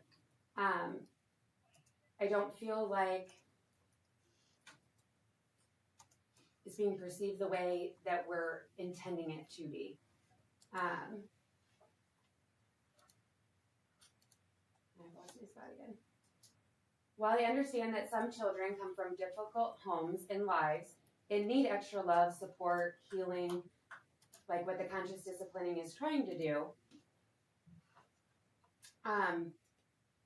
this should not excuse disruptive, destructive, and often dangerous behavior in the classroom. Every child deserves a quality education, and their safety, both physically and emotionally, should never be compromised. When a child's behavior becomes a threat to others' well-being, both physically and mentally, they should not return to the classroom until proper measures are taken to ensure the safety of all students and staff. Students should not be learning in hallways and cleaning up after these disruptive behaviors, which I had been informed that that was not happening. You can ask any first grader, any second grader, any kindergartner, where do you go when you are being evacuated from your room? And it's an evacuation because of how severe the situation is. And our children are learning in the hallway. They're returning to class to have to clean up, put desks back together, put their markers away. The teachers are trying their best to keep them regulated. But they're also being evacuated. We can't undermine the fact that they're necessarily being evacuated from their classroom on a constant basis.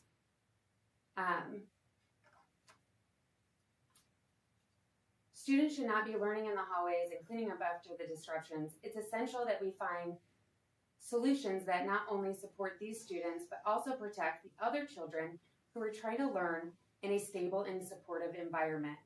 I asked for answers as to why our hands are tied. I've come to KBRIC, and I know other people have also been asking, and we just keep receiving a blank slate statement of our hands are tied. Where in the state laws are we told that these students, one, have to be returned to the classroom? And then what is the time frame on that? You know, how long is this behavior allowed to continue before they're placed somewhere that benefits them, the said child, as well as helping the other students? And then what is our timeline on this? You know, with our hands being tied, I feel like everyone needs some reassurance that this isn't going to continue to happen. I understand that our school is accepting these EBD children, and I want them to have a place, and I want them to have a home, and that's not what my fight is right now. My fight is if these children are identified within our school district or brought in from another school district, as soon as they are identified as having an issue, why are we keeping them in a classroom setting? And then, I don't know the magic number. I just know someone had said it's only happened 17 times in the entire school this year, which I know firsthand from my first grader. We've tracked it. It's been more than 17 times in her classroom alone.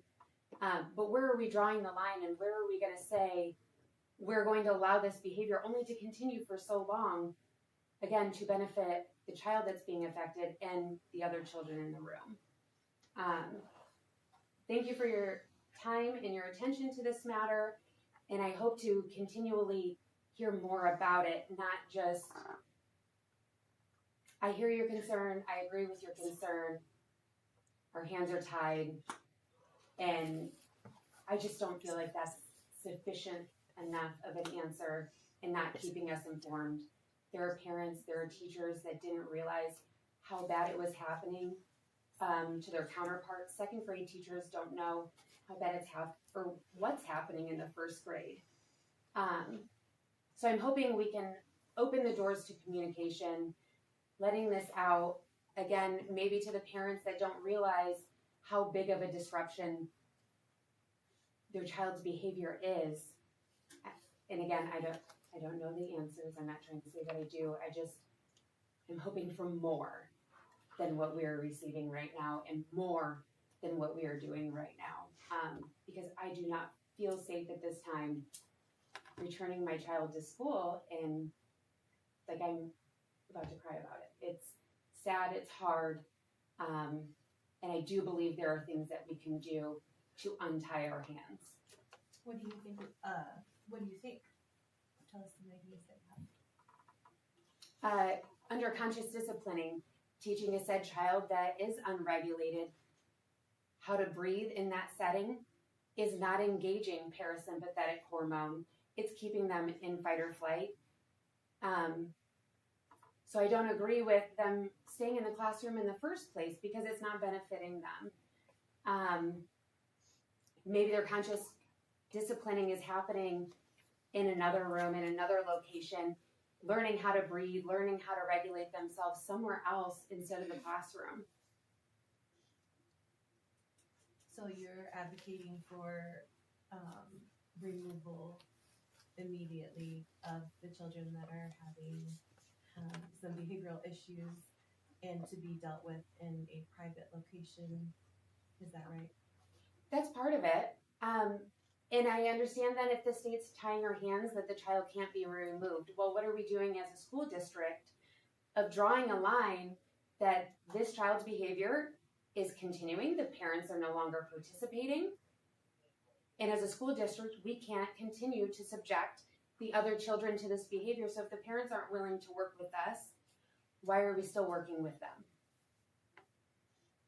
I don't think I understood your statement. Can you say that again? So it's going back to where the hands are tied. We keep hearing that our hands are tied, and that's why these students are still in the classroom. That's why my child has had similar students in her classroom for the last 2 years. There's, from our perspective and what we've been told, there isn't a deadline. There isn't a cutoff. There isn't, so-and-so has done this 6 times now, and he's returning to the classroom the next day, and his peers are thinking, this behavior is okay. Or my child was coming home and describing this behavior as so-and-so had a hard day. I didn't realize so-and-so was flipping over desks and throwing books and being conditioned. I think this behavior needs to be informed to the other students that it's not okay. And so where are we going to draw the line to stop that? I guess that's not a suggestion. I'm not claiming to have the answers. I'm still confused, and I'm still nervous, and I'm still scared to send my child to school. So just to kind of explain, and I think I talked to you before Yes, about ma'am. the special ed laws. Yeah. So when we see a student acting in this way, the first thing we have to do is identify they're a child in need of services. So once we do that, we have to do some intervention because some of our kids come to us not knowing how to be at school. And so we have to work on teaching them that. So that's where the conscious discipline comes in. It's supposed to be a mild intervention. It's not an intervention for kids that throw things and flip desks. That's a whole different ballgame. But once we do some interventions, if they don't work, we're required to keep trying some interventions. And then after we've tried enough and they don't work, we do things like limit their school day, do a shorter school day. These students do get not expelled, sorry, they get suspended. and they do get to come back. But once we get the parent to agree to special education testing, that's a 50-day process. So, and that is the state law. That's not a Lakeland thing or a special ed co-op thing. Once a parent signs for permission to get special education testing, there's a 50-day window to get it done. We always try to get it done quicker, but that doesn't always happen. We have quite a load of them. So once we get the testing done, then the IEP team meets and they determine what the best placement for that child is. Typically, if it's not too over the top behavior, then we start with what we call a consultation service, where our special ed teachers work with that child and with the teachers to try and do some more interventions for those students. If it's severe enough, then they would go to our ED room, or emotional disabilities classroom. But that's a whole process that we have to go through, because special ed students have the right to the least restrictive environment. That's part of the law. So we always have to start least restrictive and move up. But least restrictive is different for every kid. So there are kids that we do identify, say we've already cut their day back and we've done half days and they're not successful there. When we get that label, we do skip and we go straight to the ED room, and they won't be in the gen ed class until they've learned some skills to go back into the class. So the goal is always to be in the gen ed class so that they're getting the gen ed curriculum. So where are we at on that? You know, on those levels, where are we at with the students? Like, can I ask that question? I don't. I don't know that I can talk about Okay. that Yeah, right. without Okay. violating. No, I get it. I don't. But we have several kids that are in the process right now, so I don't know how many we have on modified day. I don't know, Kim, do you know how many in first grade we've modified days on? Yes, 2 students. 2 students? We could say how many we have in the testing process for behavior? Sorry to put you on the spot, Yeah, because that's, I'm trying go through 80 kids. Some have identified as being special ed already. So in the testing process with the students of concern, there are 3. I guess that's what I want to know more. I'm gonna say that, but I really shouldn't. I'm gonna say 3 right now. Yeah, you don't have it in front of you, I understand.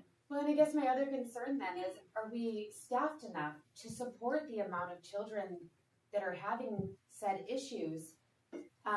And I'm speaking on the Wednesday before winter break, and that was the straw that broke it for us, that all first grade classrooms were learning from the hallway at the same time. Were all the first grade classrooms in the hallway at the No, same they time? were not. There was 1. So I am going to tell So you that each child from separate classes all came home with the same story that day. One group was in front of the library, one group was in the hall, by the front office, and one was in front of the cafeteria. Like, our children are telling us a completely different story. But they might not have been at the same time, correct? Like, I mean, I don't. And there was other teachers' accounts of witnessing.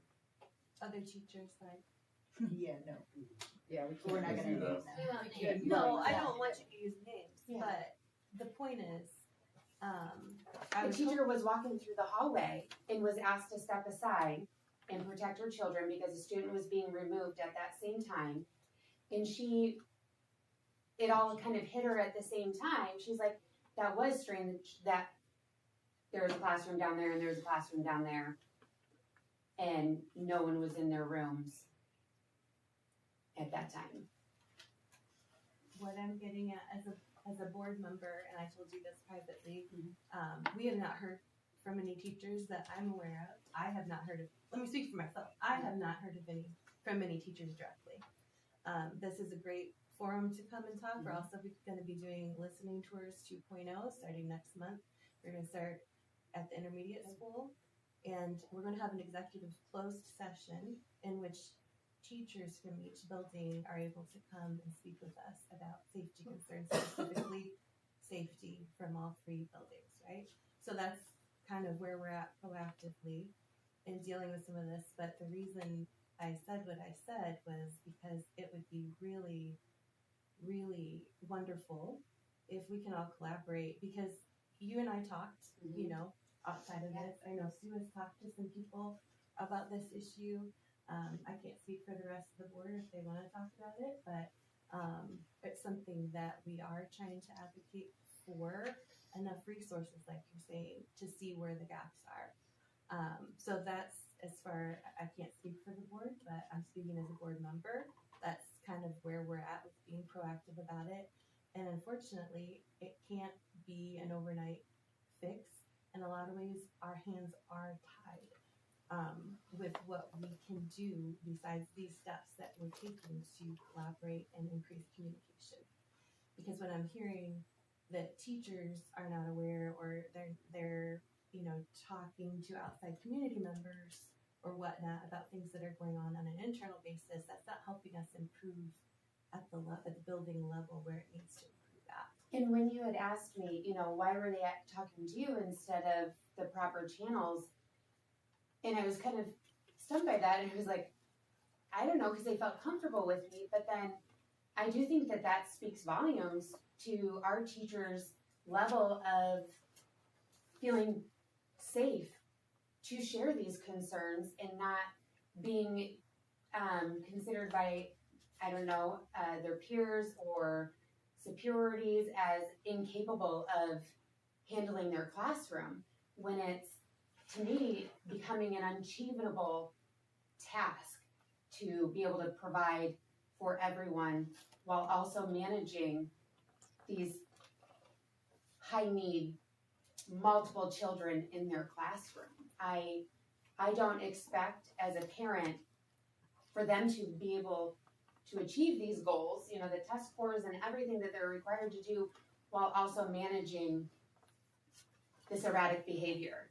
And so I think it's a huge issue that they don't feel comfortable coming and talking. I have not been able to go back to any of them and ask what their why was, but that makes me feel a little bit better that they're going to get that opportunity, hopefully, to say more. I'm glad all of this came up. But we can't get any better unless we have open lines of communication. Dr. Blaze can only share what she can share. The different teachers and leaders, administration can only share what they can share. We have a lot of restrictions and policies that keep our staff safe and keep our kids safe. And if they're not working in concert, we have to be the advocates for that sort of change to be able to make that mesh better than what it is. So thank you for coming and talking about this. I didn't fill out a paper. Am I able to branch off a little bit? Do you guys mind? Yeah. My husband and I both have been in communication with both Brett and Dr. Blaze. We do understand that there are state laws around all of this. I guess our biggest question would be, and our concern mostly, this has been a concern for us since September. Things have just not gotten better for my daughter. And so who decides when it's time to essentially remove or file for the disruptive child to be, I think we discussed partially removed or fully removed from the classroom? How long do we have to give for us to file? Because I do understand it's a very expensive or long term, it takes a while to get it going. So who decides that? And how long are we giving these children? So are you asking who decides at what point we ask for special ed testing? Or who decides when an intervention doesn't work? Kind of when enough interventions have been applied. Right. So typically an intervention, to be able to prove it's working or not working, they say 4 to 6 weeks. So that's the research on things. Right. So typically, though, we know sooner than that, and we'll make a change in what our intervention is. But you still have to try intervention. So these students are brought by their teachers typically to the student of concern meetings, and those are once or twice a month. Once a month. And we decide what the intervention is, who's going to be doing the intervention, how often the intervention is going to happen. It can be inside the classroom, it can be outside the classroom. Bray Klingeman is our student intervention person there at the primary. And she's she wonderful. She is amazing. And I understand we also have a sensory room for these children. We So do. one of my other questions is why aren't we removing the child from the classroom who's being disruptive and taking them to that sensory room, and not evacuating the children who do want to learn? So the first step is always to remove the child if we can remove the child that's having behavior. If they are not in a state where we can do it safely, then it's best to remove the rest of the children, and so that's what we did. And so how long do we allow when we the very first time, so you had told me that my child her classroom has been evacuated up to Christmas, so in, what did we say, August, September, October, November. So within 4.5 months have been evacuated 8 times. Today made 9 times because they were evacuated again today. At what point are we already know that there is at least one child in there who is unsafe for them to be around. They're back in the classroom. We are continuing to have to keep doing this. Is it safe for my daughter to be in there? She's unhappy. It's affecting her emotionally. Luckily, she hasn't been struck by a chair or whatever is being thrown. I do not like that they are in the hallway. To be very honest, I've talked to Brett several times. If with me present, if anyone would like to talk with her, that's totally fine. As to what's really going on, I don't think that the full truth is being shown. I think it's a very big problem. We are just the beginning of it. I hope you guys all know that. I was just saying to Alexis before, I understand that this is new. This is a new era. There are new, my other child is older. What we're seeing in today's world is not what we saw 5-10 years ago. What is our new? We need something new. How are we going to move forward? I understand that this is a law, but for safety right now, what are we doing? Like, she can't be evacuated. Like, this is crazy. So, like, can I chime in though? Sure. I mean, so the evacuation aspect, if you have a kid, and I'm not an expert in any of this, like I'm a parent just like you guys are, I have a kid in that building. I'll have a kid in that building next year. Yes. First, my second grader hasn't said a word. Mhm. I mean, he also is a boy, right? So boys don't talk like girls do. I get it. And so, but I think the big thing is like, I've reached out, like I got friends that are principals at every other school in this county. Like, they do the exact same thing. You remove the audience because it's easier and it's safer. Now, is it perfect? No. And I think of back when I was in school, they removed the kid, but you could also grab the kid and take the kid in the hallway. You can't touch a kid anymore. Like, the rules have changed drastically. I actually sent Dr. Blaze a text a few weeks ago about a guy from Indy that he's traveling all over talking about how, as parents, our job is much more difficult than our parents' jobs were because everything has changed. But kids I have a 4th grader. It's amazing how many of his friends have cell phones and are on them all day long. It's just different. Like, social media's at their fingertips, Google's at their fingertips, and it's the same thing we're dealing with every kid. Everything has changed. Now, is there a perfect solution? I don't know if there is. I mean, we have to follow policy. We have to follow. These kids live in our district. Like, that's the thing. One of the things I think, Lauren, you mentioned was we're accepting kids. Well, yes, they live in our district. We have to accept them. We also have the ED room. We have for the co-op, ED room, so we but do those accept kids are also. Most of the time, they're within their Yes. class, the ED classroom, but then they push out when they have shown that they can do that. Yes, once they've achieved. So we're talking about kids mostly that are in our district right now. So we don't have a choice to tell them like, hey, you're not a Lakeland student. You don't meet we have to, we're a public education, right? So it is different. Like, as a board, we've had a lot of conversations. I know I was copied on your email, it stinks. It's not easy. It's a process. It takes time, but there isn't a wand we can throw or to say, hey, this is going to be fixed. No, but I also asked if my child's in the hallway, what is the clear plan? If an intruder were to enter the building, my child's in the hallway. The doors are locked, though, right? So it's the same plan They as. can bust out it's the a same door. plan. But it's the same plan if they were at the restroom in a restroom. Yeah, So the But when teacher they're in has the to hallway make a for 20 decision. to 30 minutes. No, Then they make a decision. That's part of our safety protocol. We practice these things. We talk about these things. So the teachers know that they have to make a choice when they're in the hallway with their kids. So if an intruder comes into the building, you either go back into a classroom that's empty, or you get out of the building if that's your safest thing. So you just, I mean, you have to, all of us have to make a choice if we're standing in the hall when something like that happens. It's no It's different. just one person to 22 children. That's a lot to think about. I understand. I don't want to cut anybody off here, because I really love this communication. We don't get a very lot of parents come in and have these communications and tell us how you're feeling, because we don't get it very often. Sometimes this room's only got 3 or 4 people in it. So it's fantastic.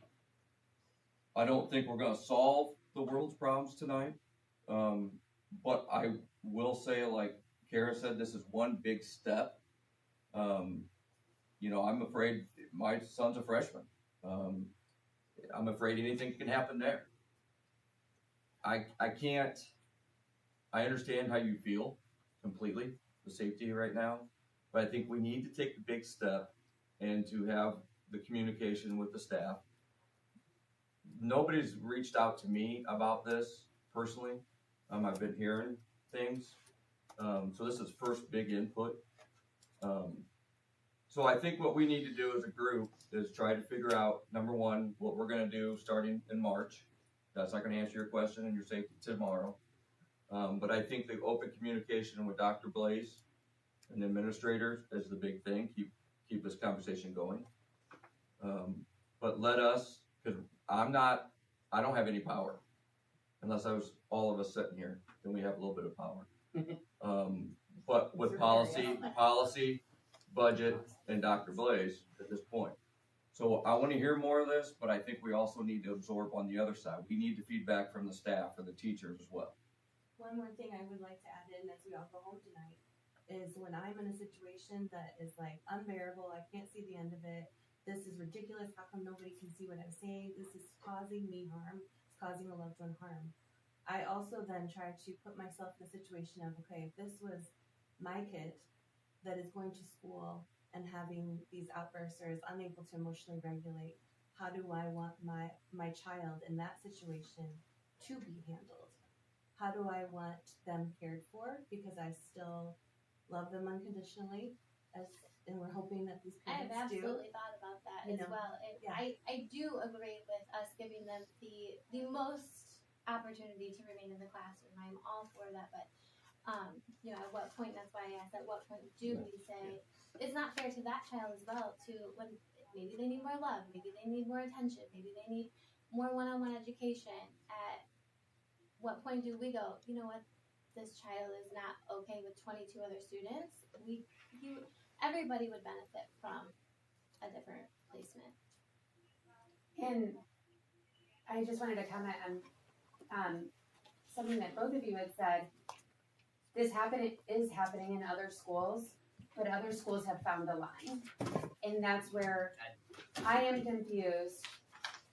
I would disagree on that. I mean, there's that. But I that talked to line other work- teachers, and they're like, said student hasn't been returned after this behavior happened. That they were put into the program that they were needed to be put into. Right, after the testing and everything is done. Eventually Right. that happens, But but it can't happen immediately. how many interventions did we go through? It's a protocol. And where It's is a that little- line It's a little protocol. in the I don't know. interventions before we get to the testing And then? is there a way to, I don't know if we can you share the protocol that They did share the in intervention? December with the parents about what Okay. the timeline is. Okay. And just step by step of what we do as a school on that side of I did not feel like that the information. had entered or answered our questions. I felt like it was still more, our hands are tied. I think that's meant to guide teachers and administration into what the legal boundaries are for this and the protocols, so that we're keeping our staff protected in different ways. And as far as, you know, like Derek said, you can't lay hands on kids. So removing somebody forcibly from a classroom is not. It's not an option, but how many times does a teacher have to remove an entire class due to safety concerns? I don't think we're gonna get an answer tonight. No. I also have a 1 year, But what like a happened- first grader, but our whole thing with coming is you guys now know that we're gonna be breathing down your throat because my daughter loves school this year. She wants to be homeschooled. That's not acceptable to me because she is removed from the classroom and it disrupts her learning. I don't know that. So like we can So- we'll talk about it later. Like, So, all right. So I'll be honest. Usually, when we give 2 minutes to people to come, we did made the decision before. Like we're gonna leave it open because, I mean, like Rob said, we don't have parents that come. So we do, or we don't even have community members. We did listening sessions all around the community and had very few people show up. So first, thank you for coming. I am gonna close the meeting down, but that's because we've gone way over what we usually allow. I'm fine. Call me. Like I'll have dialogue. I don't care. Same. But I will tell you, like, as a board, we follow the same policy. So when it comes to students, I'm gonna ask you the same questions, and I'm honestly don't have an answer because I do not do discipline in the classroom. I do not evacuate classrooms. That's not my role. I sell vaccines, right? So my goal is to study. I do a lot of reading. I do a lot of everything, right? But I'm not an expert in conscious discipline. I'm not an expert in first grade, second grade, 12th grade education. So I did have a quick question about the conscious discipline. I know you just wrapped up here, but are you able to tell me, did we invest money in the conscious discipline? Yes. And how much did we invest? So we were required because we were identified as a district that's over-identifying emotionally disabled students. Yeah. So we are required to spend about $75,000 per year of our special ed funding on training and support for staff and students to try and avoid having more students than we're allowed to, I guess, Right. whatever magic number the state comes up with. And for that. what percentage are you guys anticipating that it helps, if that makes sense? It's what we call a tier 1, so it helps everyone. So conscious discipline is something that's good for all of our staff and it's good for all of our students. I think it's great, except But it's not meant for the heavy duty intervention, and we the aren't hard using thing it. about it, is that the parents, sorry, in my opinion, the parents who should have been there that night weren't there. Right. It was We staff. sent individual, the principals reached That's out why I'm asking, individually. like, how much is it really much work? Because to staff, I mean, I feel like that's I will tell you something encouraging that I've heard a few times, not like more than a handful right now, but we have heard some stories of kids going home and using this with their siblings or their parents that don't know about it, and some interesting conversations afterwards from parents coming back and being like, oh, my kid is actually like taking something away from this. Yeah. They caught me last night like wanting to scream at them, and they said, no, take a deep breath, like it is very good, for emotional regulation for everybody, but it also is really, to your point, and you're talking earlier discussions, it's good for the adults in the situation, it's good for all the teachers too. As long as it doesn't flip over to the other side where I didn't know what my child was telling me because of the language being used, that, so-and-so just had a really hard day and we need to give them some space. I didn't realize that was my child telling me that so-and-so flipped over his desk and chucked his praying box at someone else. I didn't realize when she was saying, some of these things that it was just, so I think there's two sides to that coin too, that I don't want the conditioning side that, again, for my child to feel like she's the problem. She's having the anxiety now. So I gotta cut it off. Okay, I'm Yeah, sorry. no, It's I'm just part of it. Sherry. Sherry still has to go. Hi, Sherry. I won't go very long. That's a We're in good- no mode. It's an interesting. And maybe stuck here anyways if we got all the snow they We have a said. babysitter. Yeah, we don't know what's happening. All right, go ahead. Shelley, on behalf of the Lakeland Education Association, welcome to the board. Even though you've been here a month, I couldn't come last meeting. Sue and Kara were at our discussions meeting. 'Tis the season once we hit the 2025. Sorry, my double knee replacements get really stiff after. Anyway, we get when we hit 2025 to deal with directly the House and Senate passing legislation that's not always necessarily public education friendly. And I'll probably be sending out some information to the board on some of those bills that are in the works, and this is kind of a direct communication to the House and Senate for phone numbers and contact information. So we certainly encourage everybody to get on the cases of people that are not rural community friendly and public education friendly. So that's a photocopy of that. Thanks, sir. Alright, board member comments? I just have real quick, could we have a report next month or the month after on the dental on the vet? Yes. What's going on and how it's going and. I will add that to my next month board meeting list. And Kim, thank your kids for this little thing. I spent my morning with a dental student getting Candace's braces removed, so she was shadowing as that was happening, so it's kind of interesting. Alright, so any other board member comments? If anybody in the audience wants to get in touch with any of us, all of our information is on the school website. Email, I have a phone number. I don't know. I Email. don't think we put your phone number. Email's there. Email's there. Please reach out. This is a continuing conversation, and we want to have input. Please keep coming back to the meetings. This is nice to have. And if whoever spoke, I mean, we need to have somebody sign their name so we can put them on the who spoke and so forth, right, Melanie? I got out of here. Yeah, so. Yeah, you got it, but we just need everybody else's name that spoke, yeah. Alright, so calendar review, Lakeland School Board of Trustees meeting will next be held Wednesday, March 12th at Lakeland Intermediate School, so at 6:30 p.m. Do I have a motion to adjourn? Second. All in favor? Meeting is complete. Again, we really, really do appreciate you coming.